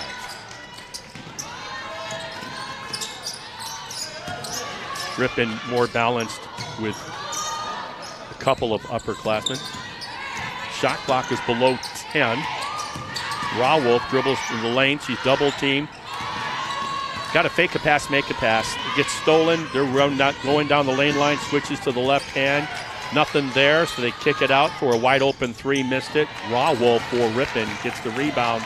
We're just underway here. Remember, 4 quarters for women, 20-minute halves for men. Ripon trying to get that ball secured. Shot clock is already down to 12 seconds. Freshman point guard dribbling, fakes the pass, overlaid it, but offensive rebound on the weak side. Ella Tempest, after the drive, was missed by the Ripon point guard, Lanny Havlovitz. She made it on the putback and also was fouled. So with an opportunity for the 3-point play. Had a chance to talk to Coach Buzalaki. She's got some winter stuff as they missed the free throw. 2-0 Ripon. She's got to take care of herself. Got the sniffles and that's congestion, all that kind of thing going on, as does my engineer here to my left. Stuff's going around. There's a drive down the lane, lost the handle. Takes a tough shot, missed everything. Opelt dribble drive all the way down, open 3 for the freshman. She checked it, just like you would line up a putt in golf. Lanny Havlovitz ripping off to a nice start, 5-0. Yep, you come into Ripon in the Midwest Conference in women's action, and they got that swagger. Double team there, that's going to go off of Ripon, off of Rawolf, Madison, Wisconsin. Men lost by a point. Tough loss. It was, for what it's worth, in the second half, Ripon lost by 1 that game, but in the second half, Monmouth was 15 of 20 from the free throw line. Ripon never got to the free throw line. A 1-point game. It's a tough pill to swallow. Inside-outside game defended by Ripon. They got the rebound, though, and kicked it out for an open 3 on top. They missed it. So Ripon gets the rebound. They're pushing it. Havlovitz to Rawolf on the wing. Drives baseline. I thought she was rubbed pretty good. I thought there was a foul there. No call. Off and running right away. Handles the ball well. That's Ashley Jones, the sophomore from Abingdon, Illinois. Look out. There's the help from Bonnie Jensen. They're going to call the block. I tell you, I cannot get over how many blocks Bonnie Jensen is called for. I'm laughing only, and it's like, what? Me again? Are you kidding me? She got called for one. I was watching on the computer their game Wednesday evening at Lake Forest. I mean, I don't understand how that was not called a charge. But it was, and it continues to haunt her, if you will. First free throw is good. Waiting for that hair to move so I can get the number of the free throw shooter. She makes the second one. It is number 25. Okay. So that is Ella Goodrich. That's sophomore forward. Abby Hartman. She's gonna need a cut man in her corner for her games. Took a shot at Lake Forest. First time I've seen her. We had Abby and some of the other girls, fed them last week. Sunday, in fact, after the Packer win over my... What a spin move by Ella Tempest, 1-on-1. Can't do it any better than that. That's a good player making a good play to go up 7-2. Nice pick and roll down there and a finish by Monmouth. Specifically, that was Danielle Beach, a freshman for Monmouth. Makes it 7-4. And they were over at the house. We had dinner. My wife supposedly has no Italian in her, but I'm telling you, her lasagna is second enough. Entry pass to Tempest. Oh, just too hard with the pass. A selfish effort to feed the weak side, Hartman, for an uncontested layup. It was just came in 50 miles an hour. But I like the effort. Coach talking to her, 7-4 Ripon. I call him my posse now. We fed, 7 or 8 girls, and really had a good time. The Italian food by my wife was very impressive. I think she's mostly German and French, though, so I don't know where that's coming from. There we are trying to drive the lane. Tempest shuts it off. She goes to the left hand. What are they going to call? They're going to call a held ball in the help defense. Great job by Ripon. Possession arrow it's being switched to Monmouth now. Yeah, it is Monmouth, the possession arrow. Had that issue in the one time in the men's game, too, today. Okay, there's the inbounds. Oh, just missed it, though. Crafty little inbound play for a deuce, but they overlaid it. Ripon with the rebound, pushing it. Freshman Havlovitz drives, gets blocked, saves it from out of bounds, gets it to the big Tempest, who finds Rawolf down the lane. Ooh, baby. There's a steal nearly from the gal from Neilsville, Opelt. Playing very enthusiastic ball right now, Ripon. I like that. Got to be always careful. Play your game, not the other team's game. Ball screen, picks up the dribble. Ripon, both teams playing man. Haven't seen a zone in a while in this gym by either club. Good defense by Tempest. Forces the turnover. Rawolf picks it up 2-on-1. Outlet beautiful to Havlovitz and a finish. No dribble. Calls for a 30-second timeout by Michelle Deku, first-year coach at Monmouth. I remember the first few years of head coach Buzalaki. Then it was Lauren Johnson. Now it's, for a number of years, been Lauren Buzalaki. You you know, you got to get your people, right? I mean, it goes a couple years, you get your people in. And the men's team for Ripon, they're doing that. When I say get your people in, it's not like these players aren't any good. It's just that you don't know them, they don't know you when you're a first-year coach. And that takes some sorting out for a while, folks. I hope everybody watching was able to survive the storm. I literally had to snow blow almost 4 times, 3.5 times. And let me tell you, when those plows came by on that driveway, I think they sped up a little faster when they saw me out there. Nice drive down that right lane line, but it was ripped right out of her hands by Opelt, and she's pushing it. Monmouth with a really good job of getting back on defense. Left-hand crossover. Opelt takes it down the lane, missed it. And Tempest tries, but no, it's reeled in nicely by the defender, Goodrich.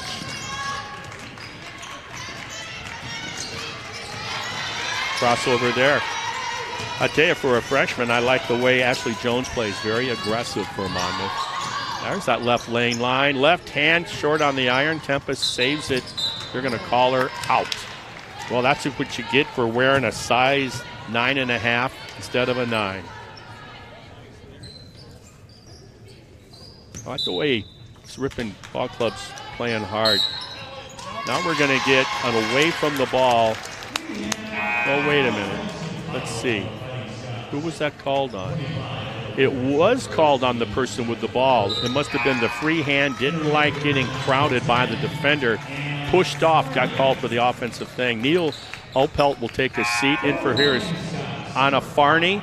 Anna Farney, the Winneconne High School grad, not too far from Ripon. And for Monmouth, we have Madison Heisch and Allie Hoy from Woodland, Illinois.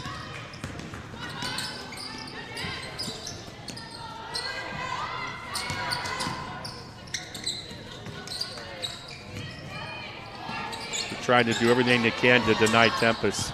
Boy, they are fighting hard. Tempest with a little curl move, missed her shot. Good rebound there by Beach for Monmouth. Just got into the game. Madison Heisch gives it up. She's got the ball again on a 3. I think it was deflected. Nice save by Anna Farney, who just got in for the Redhawks. Saves it to the freshman point guard, Havlovitz. Farney thought about a 3. She dribble drives, kicks it for the open 3 to Raw Wolf on a 3 ball. Long on the backside iron. First quarter of action. It's 11-4 Ripon, below 4 minutes in the first quarter. Hoy kicks it out to Heisch. Back to Beach. And we're going to get a whistle. That'll be a defensive call against Raw Wolf.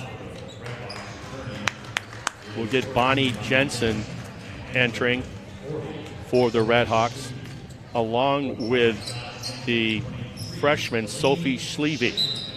Red Robin from Anago, Wisconsin. Tempest and Raw Wolf take a break. Nice steal on the inbounds. And it's going to stay with Ripon. Great job. That was all effort by Anna Farney. Let's go, relax now. She's been getting more playing time for sure this season, her junior season.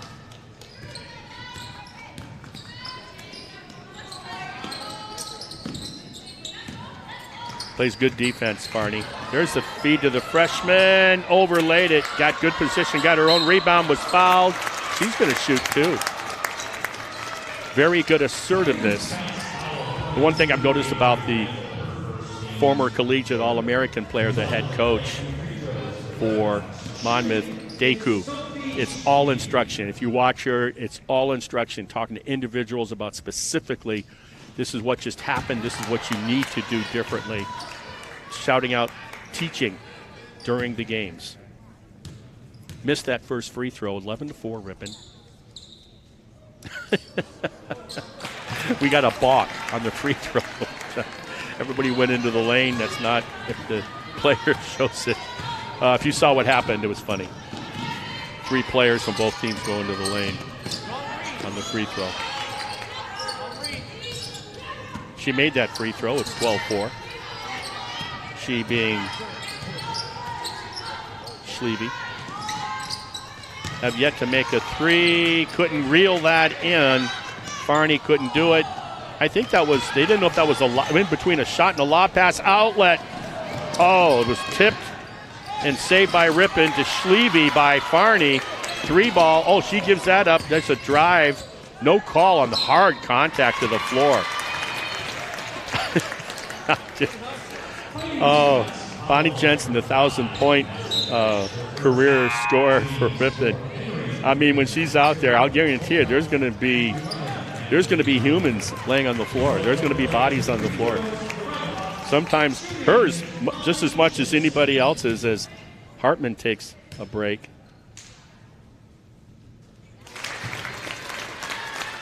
That foul, by the way, was assessed to Madison Heisch against Monmouth. 2 shots in the act of shooting. Jensen makes the first. He makes the second. Rawolf re-entered. Jensen also re-entering for Ripon is Opelt. So it's Jensen, Opelt, Rawolf, Schlieve, and Farney for Ripon. Shot clock 15, 14-4. Ripon up double digits. We're going to get a 3-second call. I believe that's probably on 25, Ella Goodrich for Monmouth. Sometimes that's not their fault. I mean, you're posted up and you got a great opportunity for an entry pass, and for whatever reason they don't get it to you. And you got to get out of that lane. Can't pitch a tent. So here in the first quarter with 2:17 remaining, Ripon's up by 10. Rawolf will bring it in to the forecourt.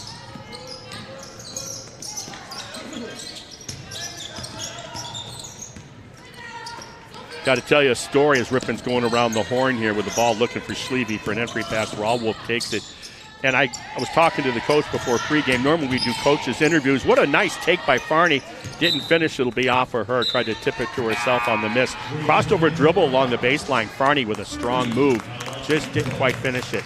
And I noticed as we're talking, I said, hey, we're not going to be able to, we had an equipment issue, can't do the pregame interviews with the coaches like normal. I looked at it and I said, oh, hey, I like the hair. It's braided. I said, what's the deal? She says, hey, if you guys keep turnovers, coach goes, if you guys minimize turnovers as we get a foul on Farney from behind on the entry pass, too aggressive move on Ripon. And if you minimize the turnovers to a certain number against Lake Forest, then I get to braid your hair, coach. And she said, okay. Well, coach has braided hair. I wouldn't be able to do that with mine. I'll let you figure that out. Tough move. That is the freshman I've been talking about, Ashley Jones, 5'8" sophomore. She's got really good ball dribbling skill set, and she's aggressive with it, and she went down the lane on a spin move through the contact, and like that, Farney picked up 2 quick fouls in 30 seconds.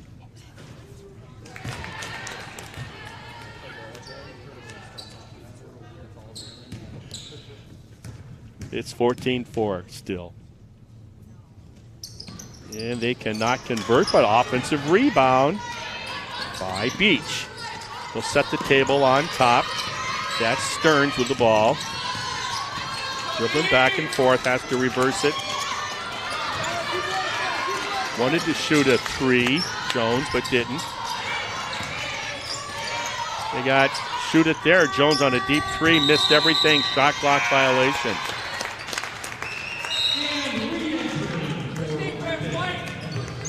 They got some nice athletes there in that Monmouth ball club. Farney will come out. Lanny Havlovitz, Opelt, Jensen, Tempest is back in. And with the ball right now, it's Havlovitz. Also in for Ripon now. Oh, that is Tempest, excuse me. Speaking of Tempest, she missed her own shot, got her own rebound.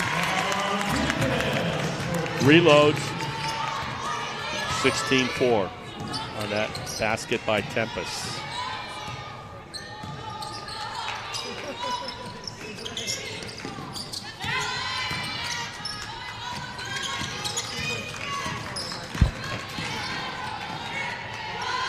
Deep 3 just missed that one. And they're pushing it. She wants the three, she can take it, but look at the wide open. What a nice, oh, how do you miss that? Bonnie Jensen, if you can see her roll her eyes. She's the one that gave it, kicked it out to the wing, and then cut to the block. And Opelt accommodated her. She was all by herself. That was probably the problem when Jensen turned to make the layup and missed it. Nice defense by Tempest. Looked like the spike move. And they're going to call a foul right at the buzzer to end the first quarter. Right at the buzzer. That'll be assessed, I believe, to Danielle Beach, who's really playing hard. She's frustrated. She can't believe it. It'll be a shooting foul. She was trying to beat the buzzer, one of those half-court variety shots. And that's what Ripon men needed when they lost by a point at the end. They were being deliberately fouled because they had fouls to give, Monmouth did. And that worked against Ripon. And had they been able to, when they got fouled, to try to get into the act of shooting, Ripon never was able to do it. So anyway, that's what happened there. Now it worked for Jensen here, and she's going to shoot two. What they did, they put 1/10 of a second back on the clock to make it legitimate. And she missed the first. Oh, that's right. It's a three-point shot because you're shooting from half court. Only Caitlin Clark, the Iowa player, the super-duper Iowa player. Now we get the official end of the first quarter. She made that free throw as well. Missed the first, made the next two. Jensen did 18-4 after one complete quarter. I talked during the men's game. The executive producer, Riley, was telling me he had gotten word that we are the only Midwest Conference action today in the entire conference. Cornell is at Lawrence tomorrow. Beloit is at Knox tomorrow. Illinois College is at Lake Forest tomorrow. You seeing the theme here? Grinnell will be off. You have 9 conference teams, so you can never have all the conference teams playing a conference contest. They'll be back in action against this very visiting ball club, Monmouth, when Grinnell Pioneers ladies will travel. That fourth place Grinnell ladies basketball team will travel to Monmouth on Wednesday evening, which is the same night we'll be back here broadcasting again when Lawrence comes in to Ripon. That'll be the first time they faced the Vikings of Lawrence University this season. And that'll be, for the women, a 7:30 start, give or take, approximately 25 minutes following the conclusion of the men's game. The men will be taking on Lawrence Vikings at 5:30 Wednesday evening, the 17th. We're ready for the second quarter. Ripon will do the inbounding. It'll be Raw Wolf to Havlovitz, the point guard. Sensation brings it down, sets the table. Jensen pops out on top, trying to feed Tempest. It's not there. Trying to play that high-low game. Got 15 on the shot clock. Opelt comes over, gets the ball, kicks it back out to the opposite wing. Jensen faked the pass, but she had a wide-open 9-10 footer, came up short. Good speed dribble there by Stearns. But just as well was as good as the defense by Ripon. Couldn't do anything. Lob pass on the lane line. Inside out, they're trying to play Monmouth. Dribble crossover. Created the contact on that crossover dribble. Stearns did. Foul will be called on Ripon. So that was a dribble drive. What do they call that? The triple D, dribble drive dish, and it was a kick out for a three, but the foul was called. That's the second on Raw Wolf for Ripon.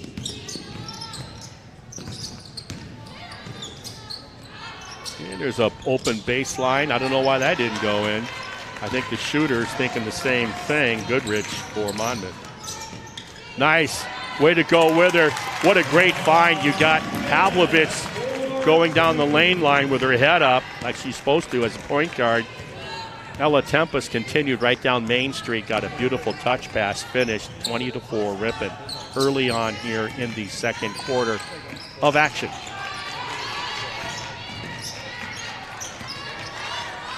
Jones doing what she can. Now she feeds Beach. Beach is going to get tripped. Are they going to call that? No, they're going to call it on Havlovitz, I think. Let's see. I thought they were calling a trip, and evidently not. They were calling Ella Tempest for a reach. And it's 20-4. Ripon playing that aggressive ball. Abby Hartman got back in the contest. She's got that patch. You're going to call her for the reach. Sometimes when you're up big on a team, sometimes you can't, the officiating sometimes, for good or bad, sometimes is a little more lenient one way and a little more discerning the other way.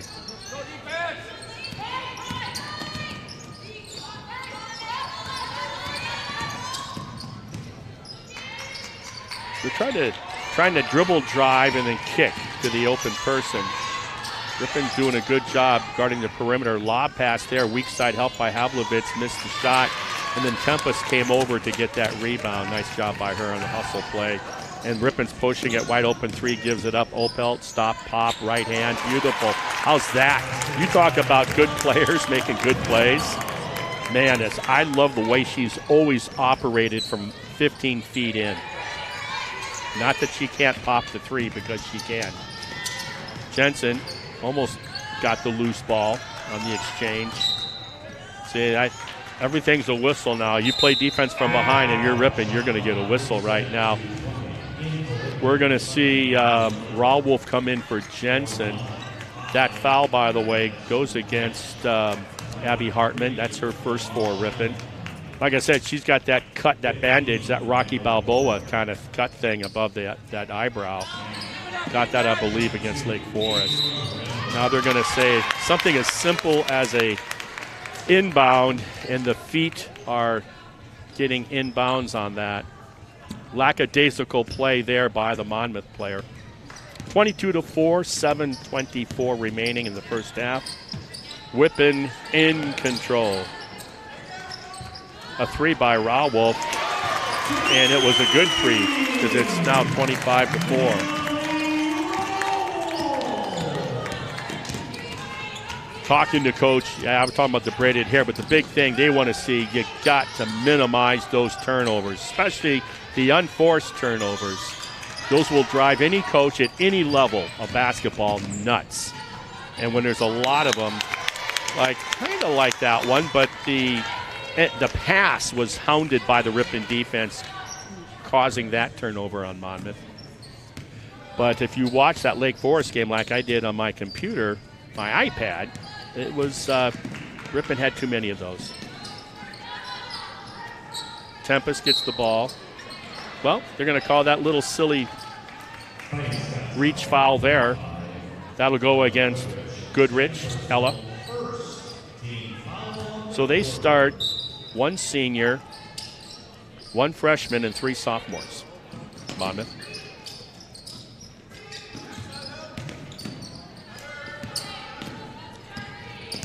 Coach Buzalaki, spin move up and under. What a pass! I'm thinking, the ball must have come off her hands on that scoop shot. No, she was going to her center. Boy, we talk about two joined at the hip. They've done that twice now, one on a fast break move and the other right there. Gorgeous basketball. Coach Lauren Buzalaki and her staff doing a really nice job. A bump from behind. I was wondering if they were going to call that. And I think number 5 was surprised that she didn't get a whistle on that rebound and hitting the Ripon player from behind. That's Heisch. That's her second. We were talking off the air, too, with my executive producer. Just what a program has been established here by Coach Buzalaki. I mean, her assistant, her father that she played for in high school in Black River Falls, Wisconsin, has been an assistant from day one here in year 11. Meg Jensen played for her. Nice move. I like Raul Wolf's game. This is the first year the junior's been able to start. Or she's a sophomore. Got to think about that. She is just a sophomore. Ripon graduating a really great bunch of seniors. From top to bottom, without question, the best senior group by Buzalaki of a year ago. But boy, you just reload. Look at that defense. Almost a shot clock violation. Got it off, but she missed it. Tempest with another rebound. That's a walk. And and I know she knew it right away. It's Vanessa Solano, a nice player in her own right out of Milwaukee Lutheran High School, a junior. She holds the three-point shooting record at her alma mater in high school. She's got a nice-looking three-point shot. Oh, just lost it. Didn't say it was knocked off by Ripon. That was a nice play there going down the lane by Allie Hoy. She'll do the inbounding. Knocked out of bounds by the Ripon player. 27-4, exactly 5 minutes remaining in the first half. And they lose the ball control. I'm sure they're frustrated. That was Delaney Scheidenhelm.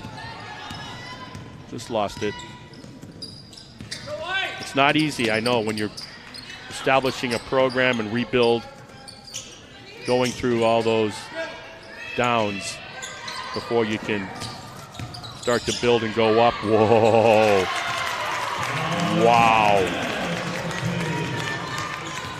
Tempest just having her way. She can do it on either side, too, of the rim, 29-4. Monmouth has been such a drought for them since they scored their last basket. We're going to see more changes here as Tempest and Raul Wolf take a break. Bonnie Jensen, like I've said a couple times earlier, the new member of the 1,000-point club. We get to steal from Lanny Havlovich, the point guard, freshman point guard. And it's time for a timeout. It'll be a 30 for Monmouth. They just need to slow down, simmer down, gather themselves. Get a short memory if you're Monmouth. Things are not going well. Everything's kind of discombobulated right now, so you just got to take a deep breath, listen to your coach. Don't try to do more than what you are capable of doing. Trust your teammates, spread the floor in the half-court offense, come to the ball, and just let the game come to you. I think they're trying to do too much. Forget about the scoreboard if you're Monmouth. Work on just cohesion, work on getting chemistry in the half-court offense. Defensively, they're flying around pretty good. I like what they're doing. They're playing hard. If I'm the coach, particularly a first-year coach with new players, I am going to be happy with the effort that Monmouth is putting out. Skip pass. That was a set play, but what are we getting? The call. Was it a 3-second violation? I believe so. Anna Farney re-enters. Havlovich takes his seat. And for Ripon, the first time today, Presley Buwalda, the Randolph grad.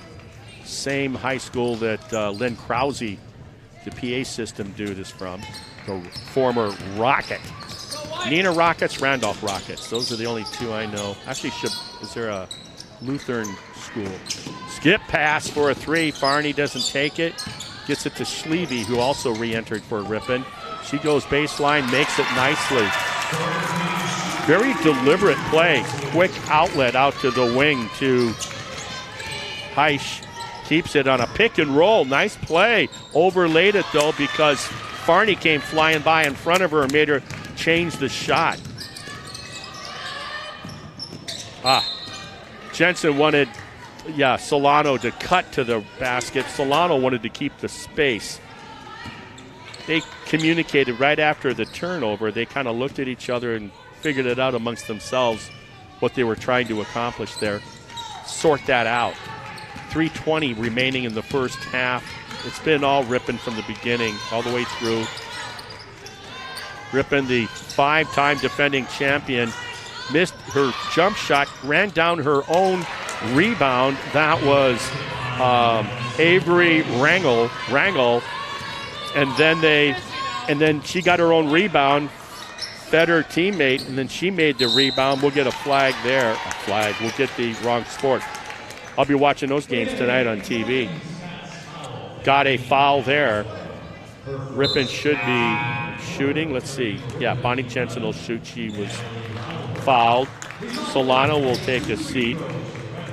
Farney, Rawolf, Jensen shooting free throws. Sleevey, and then I just mentioned her, Presley Buwalda, the sophomore, in for Ripon. Below 3 minutes in the first half. Missed the free throw, Jensen. Rebound was reeled in by Delaney Scheidenhelm. We got a whistle. They're going to call offensive, too much elbow.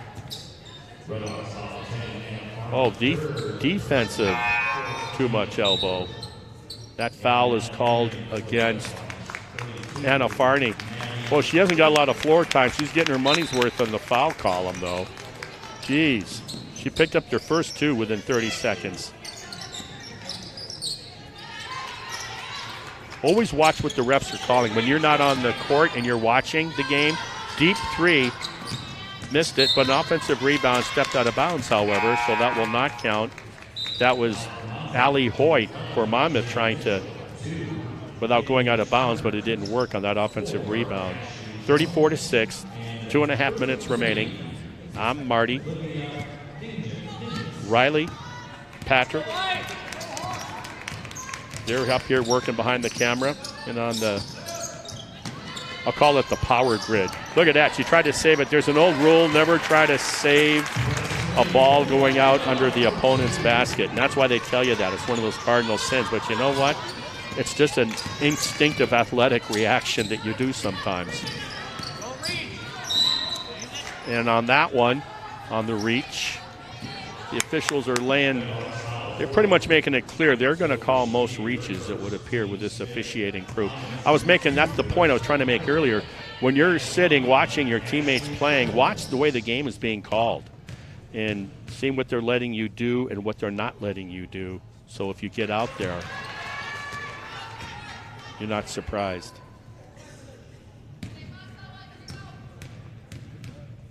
Two minutes, 9 seconds remaining. 36-7. Missed the free throw. Buwalda brings the ball down. She's looking. She gets it to Rawolf on the wing. Rawolf drives towards the baseline. Pull up, fake. That's just a nice basketball move. She went left-hand baseline and then pulled and then went up fadeaway. Nice closeout move. Step through. Couldn't finish. Good effort by Jones. It'll stay down there on the miss. It went off, I think, Buwalda for Ripon.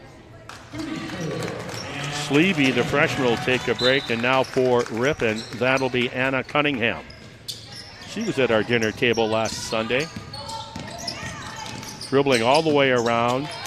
Blocked. Cunningham gets the rebound outlet to Rawolf. Rawolf goes all the way over Layden. That's going to be off of Monmouth, unfortunately, for the Fighting Scots.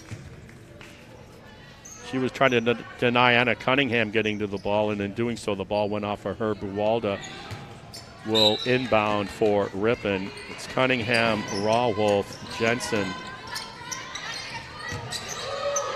and Maddie Friedel for Ripon. Missed that shot. Rebound goes to Monmouth, and they're pushing, and here they go. What a take that was. What an acceleration by Ashley Jones. Wow. A lot of whistles here down the last 4 minutes of this second quarter. I'll be taking Tylenol. I'm telling you, working a snowblower when you get in that storm and trying to get those drifts moved in those driveways after the plows. Wow, that's not like, she made that free throw, by the way. It's 38-9. We're approaching a minute remaining in the first half. Backdoor cut, but they tie her up. Well executed. It'll stay with Ripon, but a nice job defensively by Monmouth. I like what the aggressiveness of what Ripon was trying to do there. Maddie Friedel, she got tied up. She has the ball in the inbounds. They go all the way around the horn trying to feed that post, and they do. Inside-outside game, square up on the jumper. Well done, Buwalda. Good-looking jump shot, by the way. Buwalda, the sophomore for Ripon. Nice inside two-man game they just played, Ripon did. There's a load up of three. Threes are not falling for them. Buwalda, good left hand and right hand on the dribble. Jensen wanted to go underneath. Just slow everything down on those passes. Trying to feed the Anna Cunningham, that senior out of Wausau West High School. I think they're Spartans, Wausau West. Had to go to volleyball tournaments up there in the day, my daughters. They're in the conference with Rhinelander, so I finally found out what a hodag looks like. I still don't know what it is. Hodag from Rhinelander. 10 seconds, 40-9. They're driving. They being Monmouth, knocked out of bounds, and they get a whistle with 3 seconds remaining in the first half.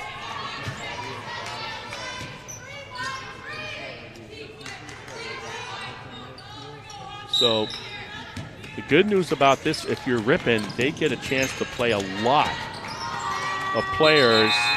Wow, hit that backboard. That'll end the first half. A lot of bench players for Ripon are going to get quality playing time here in the second half. And if I'm a coach, I really like that. So with that in mind, the halftime score here in Ripon College, or in Ripon at Ripon College, it's 40-9. It's the Lady Redhawks well in control of this contest. We'll be back with stats after we get this 1.2 seconds dealt with on a steal. And now it's officially done. I'll try that again. It's 40-9, folks. We'll be back for second half action and some statistics.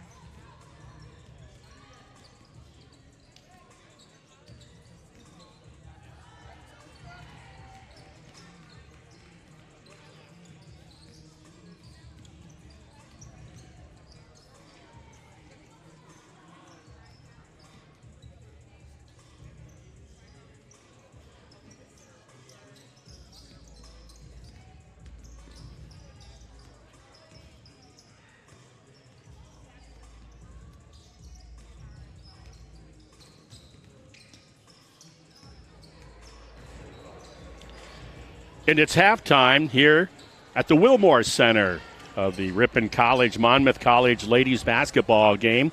Ripon has been in control from the very beginning. 40-9 is the halftime score. Let's go over some of the numbers here. Ripon's making it very difficult defensively on Monmouth just to get some good-looking shots off. So they're only 2 of 24 from the floor. They are 5 of 8 from the free throw line, and that speaks to their 14 points. Meanwhile, Ripon is 16 of 30, shooting 53%. They've only attempted 4 threes. They've made half of those. And then they're 6 of 10 from the charity stripe, giving Ripon those 40 points in the first half.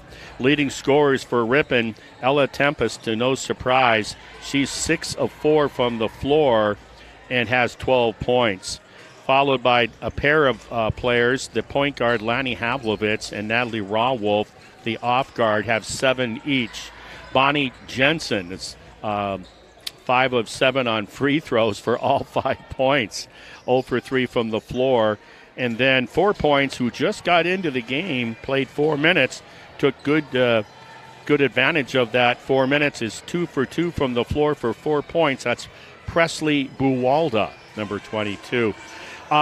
You look at rebounds, they're very similar. 15 for the visitors, 18 for Ripon.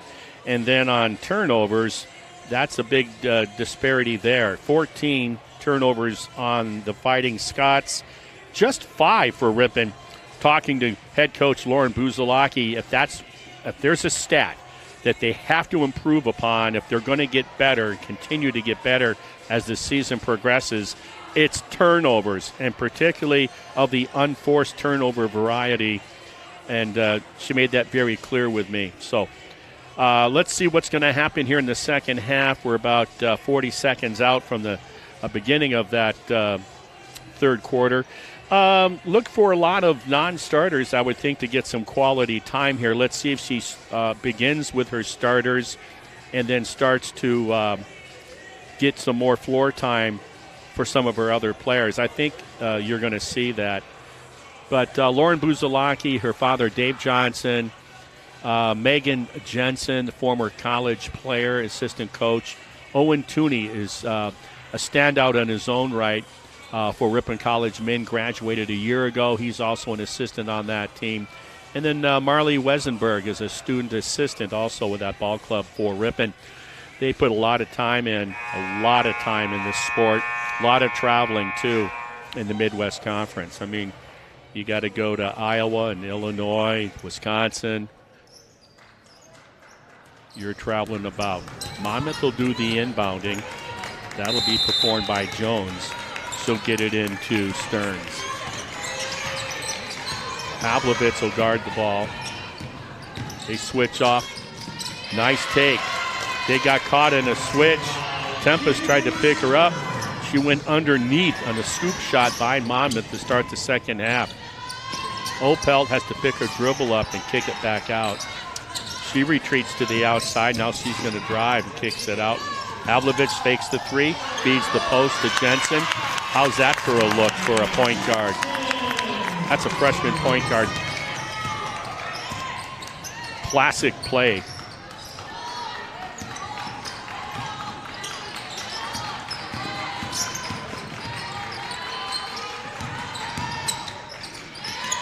Driving that ball and kicking it out, trying to get an open look. Ripon help and recovery is pretty good. There's Stearns on a 3. She missed everything. But what a hustle play. Shot clock violation, but what a hustle play by Jaden Mitchell. It looked like Ripon was going to for sure get that rebound, and just good hustle by Mitchell. But the 30-second clock expired. Give Ripon credit on defense. One of those turnovers you don't want to see.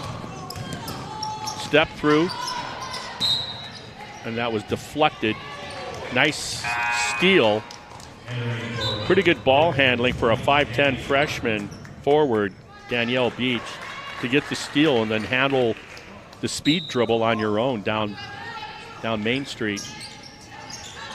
They'll inbound, they do. Good defense by Jensen there. Makes her pick her dribble up. protecting the lane. Very nice, Ripon is. Scoop shot, didn't fall. Stearns tried another one. She knocked it out of bounds. Hartman is out there. Abby having a really good season. Talked to her dad here at halftime. I got to thank my wife for that lasagna. They were talking about the lasagna. Missed drive on the baseline, but tipped back out to Ripon. Shot clock below 15. Abby Hartman picks it up, kicks it back out on top. Havlovich with the ball. Drives that left lane, right-hand finish. Kind of fell asleep on the defense. No rotation. 44-11, below 8 minutes. Stearns driving, and I like her gumption as we're gonna. I don't know who's gonna get that, but you know Jensen's never gonna surrender on a held ball. You like that spirit by both girls. I hope 25's okay. She's checking her arm and elbow, make sure everything is there. That's Ella Goodrich, the sophomore. Yeah. Jensen. I love her tenacity. And there's almost a near steal by that player that's really impressing me for Monmouth, Ashley Jones. She's got really good feet. She's 5'8", seems bigger. What are they going to call here? Those two are going at it again. Jensen and Ella Goodrich. They're going to call the foul, I think, on Goodrich. She's going to take a seat. Scheidenhelm is back in for Monmouth.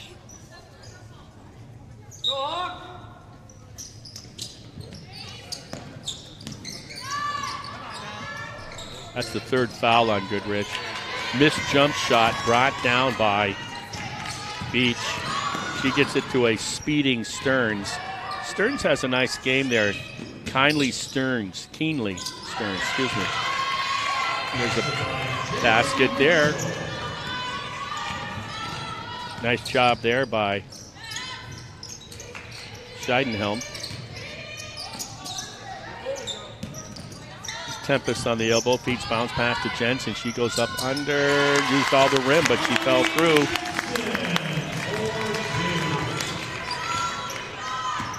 Stearns just a sophomore.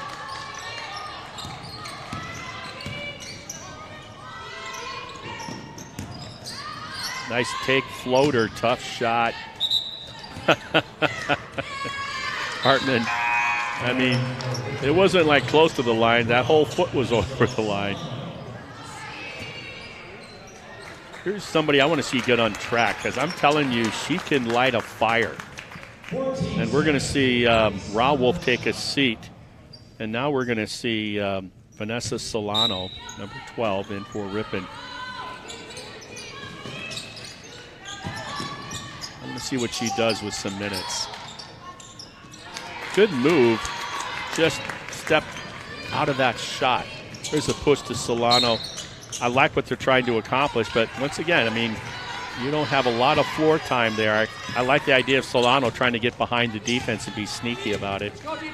And the point guard, a good point guard, always wants to make that outlet pass any opportunity they get.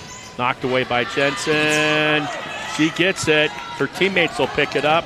Scoop shuttle pass.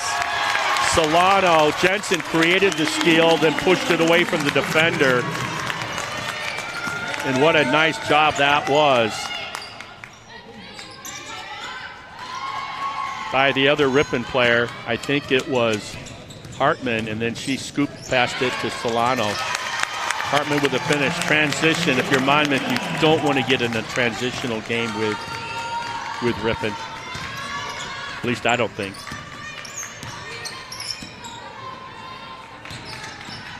Like I said, this Monmouth team has lost 2 conference games. Boy, that shot will make it rain. What a 3-ball. Nothing but net. I think that was Mitchell for Monmouth. They're going to get a timeout here. I think Coach wants to get some players in, too. We're going to see Opelt go in, and I didn't get the number of the other player. We'll have to wait till then. Yeah, I was talking about Monmouth. I talked in pregame. It's worth talking about it some more. I mean, yeah, they only got 2 wins on the year overall, but 2 conference losses on games they very easily could have had. And at Lake Forest earlier in the year, they led by 17 after the 3rd quarter, and the wheels came off, and they were outscored 22-7 in that game and lost that. And then Monmouth was at home, and they trailed Lawrence University after 3 quarters. They trailed by 14. So you think, well, that's it, right? Well, in that 4th quarter, Monmouth came alive and outscored them 20-8 and just ran out of clock and lost it 62-60. And non-conference game, they lost by 4 to Eureka College. That other person that I was just had a shot going down the lane line there, had a shot knocked out of her hands for Ripon, and that is Maggie Glaus, Elmwood High School. She was over at the house having lasagna, too. Left hand, looking for someone, looking for somebody. Good job by the point guard to come to the ball on a dead ball. Spin move tight, looking for someone. She's a 3-point shooter. Oh, yeah. I would not play her in horse on 3 balls. Vanessa Solano.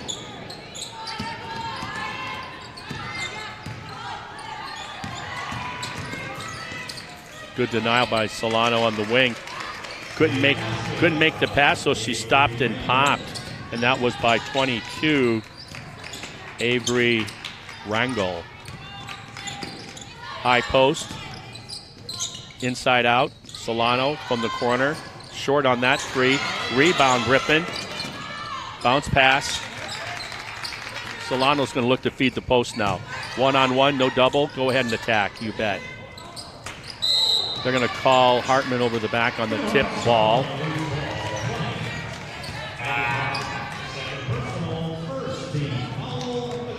Second foul on Hartman. 4 minutes exactly remaining in the 3rd. Ripon's been in control of this game all along. Great opportunity I've talked about as we see a 3 ball there. Off the rim, Solano with the rebound, looking down the court. Who's open? Who's open? There is step through, missed the glass, therefore it missed the shot. Hartman fights for the rebound, overlaid it, defensive rebound. Goes to, wow. Milheiser with a basket there, 53-21, 3:20 remaining. Opelt driving, dribble, jump stop. Going to get called for a foul. She'll shoot a deuce.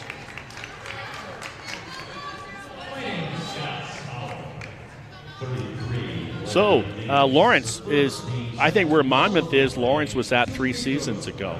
Where Lawrence was kind of rebuilding. They were playing hard, but they didn't really have the things they needed to be successful. And now you got a team that's 10-5 on the year, the Lawrence Viking ladies, and they're 4-2 in conference. They're in 3rd position. They're going to come in here Wednesday. Now on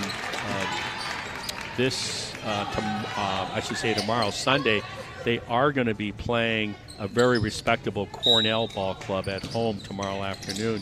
Cornell's in 2nd place. Lawrence is in 3rd. So you tell me, folks, should be a good contest. They're going to call that push in the back. Yeah, got the elbow on the lower back there. That foul goes on Rangel, Avery. Solano will do the inbounding. Tempest will come back in. Farney will come back in. Taking a seat for Ripon also will be Glaus.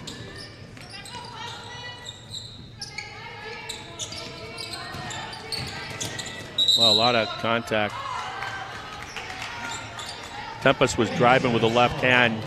Both bodies went to the floor, called the block on Monmouth. Be a lot of people on the floor today. A lot of, I would think, bumps on the knees, elbows. Barney on a three. Knocked away by Opelt on the miss, but picked up on an outlet pass by Monmouth. Good outlet pass by Hansard. There's a foul on Hartman. She wanted a held ball. They're going to call a foul on Abby. Like that name, Abby. Yeah, our dad came up and thanked us for feeding his daughter along with the rest of the players. And I informed him that his last name was my wife's maiden name, Hartman.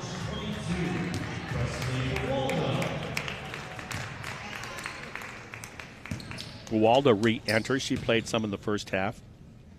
Sophomore. That first free throw is good by Olivia Dingus. And she's got a short stroke there. I like that. Missed that one, though. 53-22. We're winding down in the last 2.5 minutes of play in the third quarter. Driving with that left hand and trying to go up, but got blocked. That was Maddie Friedel. Ooh, nice move, Buwalda. Shot got blocked. No whistle. They're going to continue to play. Almost a walk there. Strong, but out of control was that play there. Step through. So, Opelt showing the Monmouth player how to do it.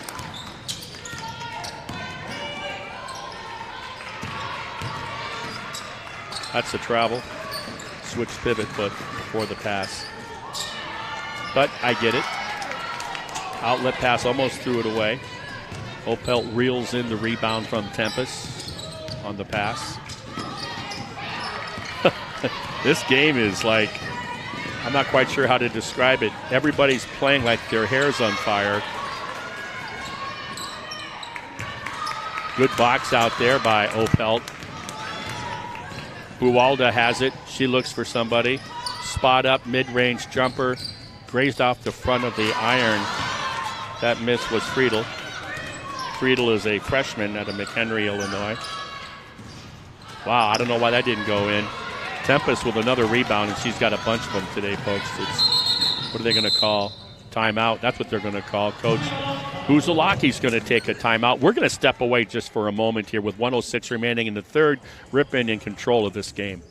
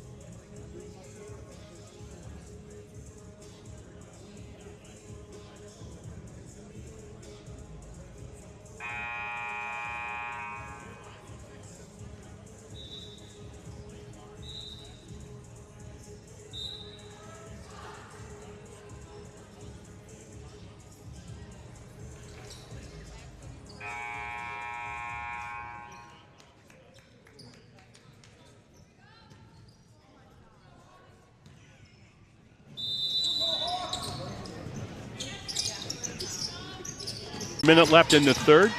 Ripon has the ball. Farney on the wing, dribbling, looking for a cutter. Goes left-hand baseline, drive up and under, gets fouled from behind.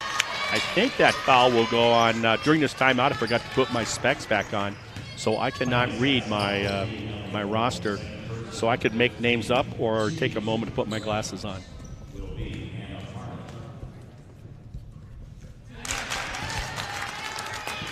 Farney shooting. That foul was the second. That was assessed to Ali Hoy on that foul from behind in the act of shooting. Farney finishes He was a fine high school player. Like most of these, I'll guarantee you, most of these players are solid basketball players.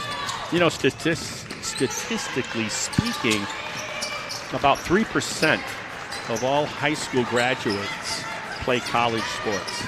So you are in an elite group. Nice move with the left hand. Just couldn't finish. How many times have we said that with Monmouth? Good move, but good everything else, just not quite finishing. That's part of the maturation process, too. Oh, nice cut. Nice look, Barney. Yeah, it finishes. What a nice find. Yeah, that was Maddie Friedel, the freshman who's getting playing time, the 5'11 forward out of McHenry, Illinois, McHenry High School. I know where that is. Had to hoist that one up, realizing what the buzzer was. 59-22 after 3. We'll be right back for the final quarter of Midwest Conference basketball.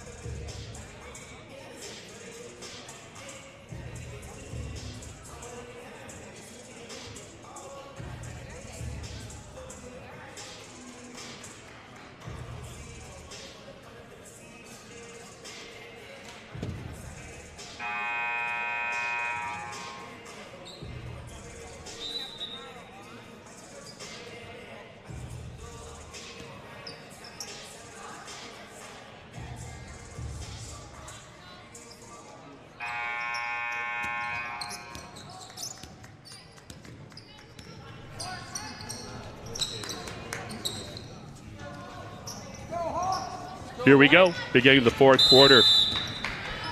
Inbounding will be Jones to Stearns for Monmouth. Final quarter here in today's doubleheader action. The men lost by a point. What a running shot. She's impressed me from the beginning. That's Ashley Jones. That's sophomore. And nice block there, walling up and then blocking her. Those two have been going at it, let me tell you. Ella Goodrich and Bonnie Jensen for Ripon. Nice back-to-back shots by Ashley Jones.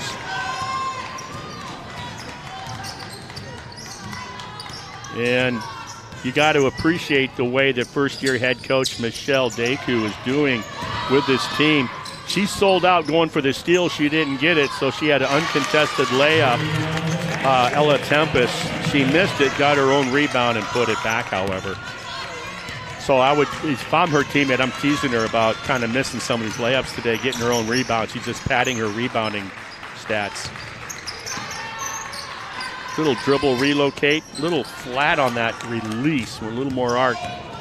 Lanny Havlovitz looking, pushing, like a point guard should do, takes it all the way. Smoother than a baby's bottom on that drive down the right lane.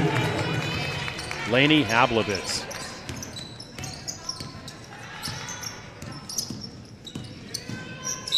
Blocked by Jensen. Jensen's looking at the official. Really? You're telling me that the arm is not part of the ball? That was a joke. Coming in now for Ripon, giving Ella Tempest a rest, will be number 34, Anna Cunningham. I was going to ask her, she does not eat, makes that first free throw. That's Jones for Monmouth.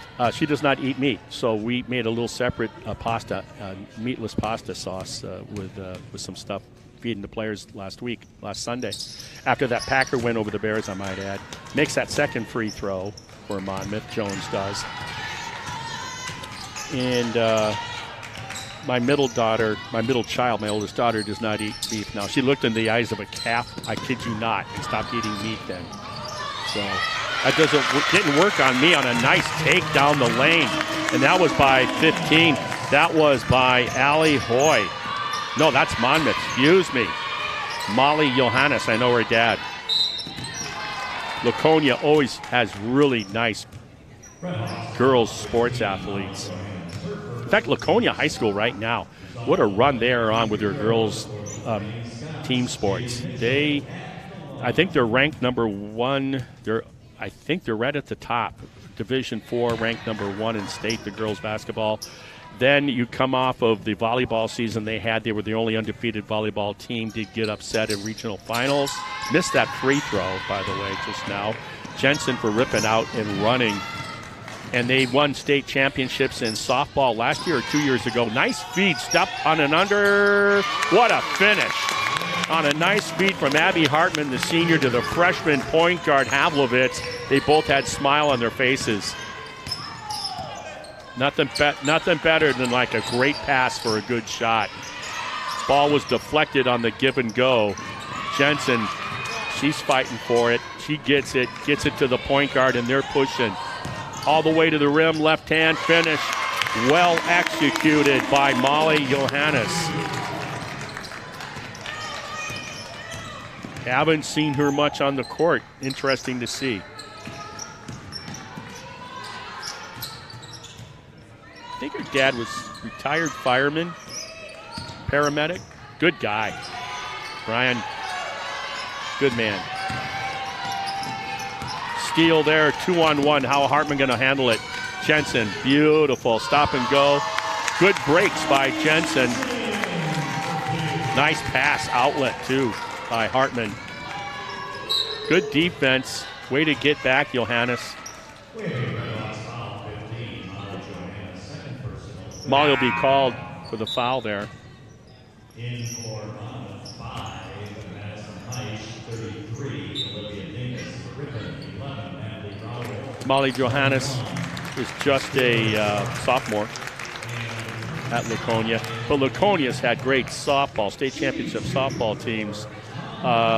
Their volleyball is second to none. Norton Krause has been such a great contributor to that Laconia community there, that Brandon Fairwater, developing young volleyball players that's paid dividends. And then, like I said, softball, basketball, volleyball. And National Honor Society students, too, for Laconia. I mean, they got something special going over there. So it's 71-30. We're approaching 6.5 minutes remaining. I'm Marty Ernser. And trying to feed Johannes on the post. They force her off the block, but she gets it back out on top. Below 10 seconds on the shot clock. Got to come to the ball on that pass. That errant pass was, we're going to see Kyra Bazarek. She's playing now, too. I mean, we're talking good quality minutes here in the Midwest Conference. Regular season game for these players to get this quality playing time. It's fun, I'll guarantee you. They don't care about the score. Elena Harkbath from Hammond, Wisconsin. St. Croix Central. She was over for lasagna the other night.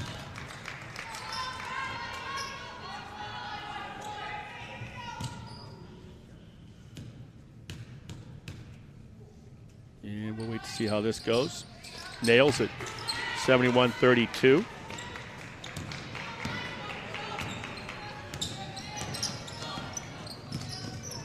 Rawolf brings the ball down to set the table for everybody.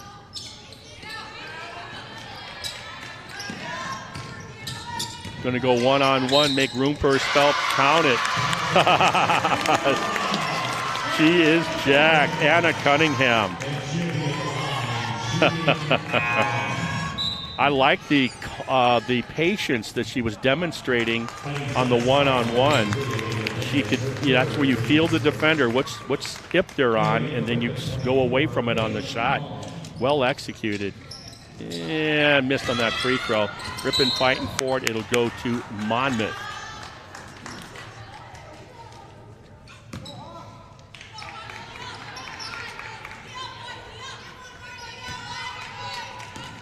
So back in action here Wednesday evening. Lawrence will come to town. 5:30 the men, 7:30 the women. Come on out, and if you can't make it, you can tune in. Midwest Conference Basketball or the Ripon channel. YouTube.com/Ripon channel. What a feed to the post. Another basket by Anna Cunningham. Drive, left hand finish, off the rim, rebound Monmouth, they'll be shooting. Playing hard. That's number 25, Ella Goodrich. Like I said, her and Bonnie Jensen were going at it really hard on both ends of the court. And she's going to shoot 2 free throws. Ra Wolf will come out. So for Ripon, we have Bailey Mullen. Bailey was at the house also. We have number 25, Elena Hackbarth. I'm sorry.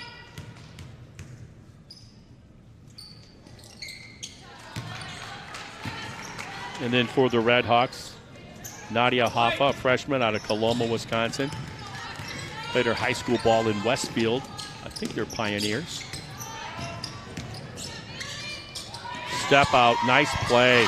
Way to use the window. Well executed.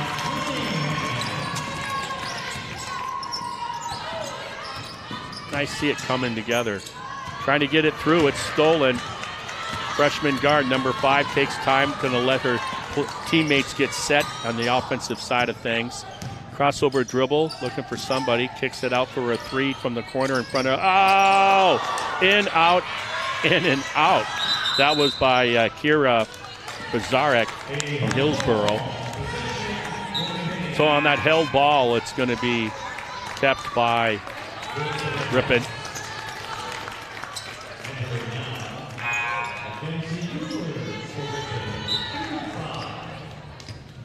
Also for Ripon is Mackenzie Ullers out of Kewanee, a sophomore, another underclassman.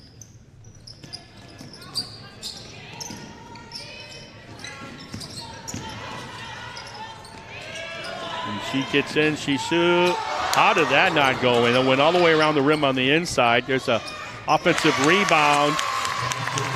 And the point guard, Nadia Hoffa, goes to the elbow. She gets the pass and knocks it down. There's a 3 by Monmouth. It's going to miss everything. It'll be Ripon ball, 4:19 remaining. So like I said, you can watch youtube.com/Ripon channel. To watch any of these games. You can find a lot of them. And otherwise, it's a zig and a zag. Sometimes as the guard, you're looking to just going to kick it out to the wing. Well, the wing was looking to set a screen going down towards the baseline. That happens. All levels. Good defense there, walling up. There's the 3, gonna bank it. I was thinking that gonna bank. I love the way she just held her hands up when it banked and said, "Hey, I'll take it." And that's Madison Eisch on the 3 ball for Monmouth. Nice pick and roll, and that was overlaid by Ripon. That was Bailey Mullen. What a nice play. Another 3. No. Rebound on the weak side by Ullers for Ripon. Get a timeout when you get another player in. That's all it is. Just getting a player in. And this one coming in for the Redhawks will be Maggie Glaus. She would tell me about Elmwood, Wisconsin. Yeah, they're all part of my posse now, the lasagna eaters. Trying to feed that post. So they'll kick it out on top. She just got in. That's 35. Left-hand scoop on the spin move. Overlaid it. It'll be off of Ripon. Good move by Mackenzie. Ullers just didn't miss the sweet spot off the glass.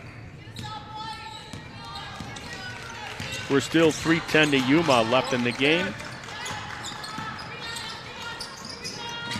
And it's really good to see the quality floor time that Redhawks are getting a chance to play, and you know the coaching staff loves this too.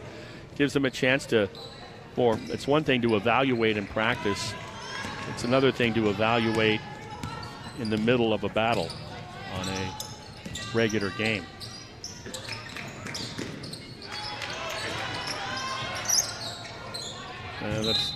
Those are some of the passes they were talking about earlier. It's not there, but floor time with some of these players, it's not there, so.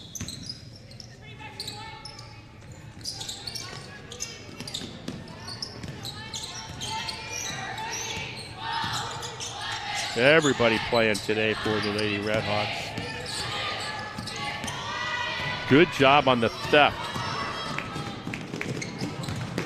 And good pressure being applied by Kira Bizarek. Forced the miss on the steal on the breakaway layup. Nadia Hoffa has the ball. Approaching 2 minutes remaining. This is just them getting floor time. Lobbed it. Just got to get more air under it. Too deep on that lob pass. They were fronting the post. They're going to shoot that deep three. Why not? That was by Heisch, Madison.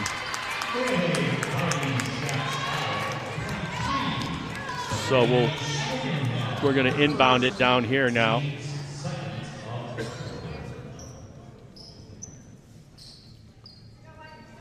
Coach talking to her players, the Ripon players, about what exactly she expects them to do. Maggie Glaus, one of them. Kira Bizarek, the other. She's got the ball now. There's a skip pass to Uhlers. Oh, there's the nice cut, and she shot, and she called it out. The player, the teammate, had her back to it on the lane line. She didn't see her teammate cutting behind her to the basket, and was able to get it to her, and then drew the contact. And so she'll be rewarded, Mackenzie Uhlers.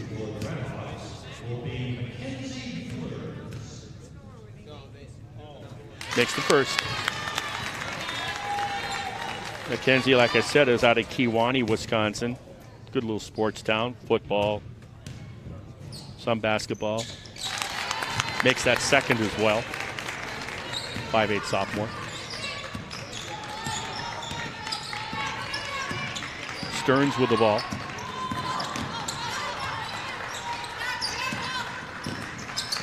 Just looking for an opportunity to get the shot off if you're Monmouth.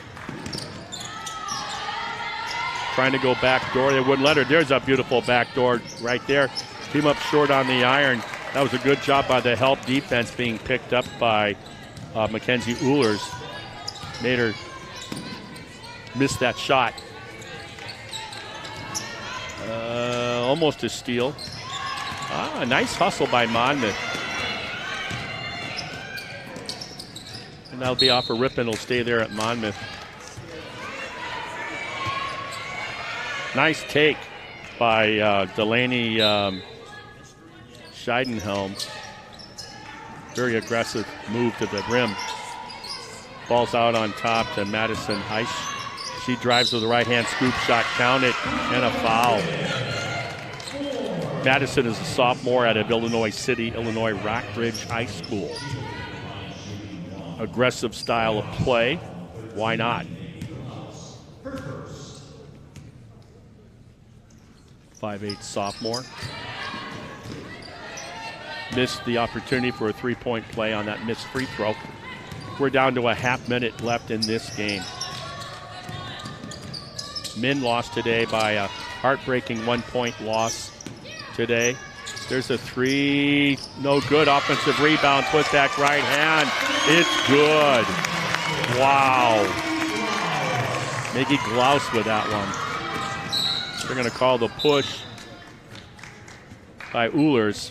Mackenzie on that dribble drive towards the baseline. Got too much of the shoulder on the defensive push. Hoy shooting for Monmouth with 12 seconds remaining. Monmouth will be playing Wednesday at home versus the Pioneers of Grinnell. Men will play at 5:30, and then the women Monmouth team missed that free throw. They'll come in and play around 7:30 Wednesday evening. As this game winds down, that'll do it. It's going to be a final score of 83-40. Ripon goes to 7-0 in conference play and maintains a pristine record at the top of the Midwest Conference with that perfect record. Cornell needs to win to keep one game behind tomorrow. Cornell will be at Lawrence tomorrow afternoon. Meanwhile, it'll be Lawrence coming into town Wednesday to take on the Lady Redhawks and the men Redhawks at 5:30, women at 7:30, and see if the men can get back on the winning track in conference play. I'm Marty Ernster, and I want to thank you for viewing in, everybody, on this doubleheader today. The men lost for Ripon, the women won, easily going away. We'll be back in action on Wednesday. Till then, everybody, be safe.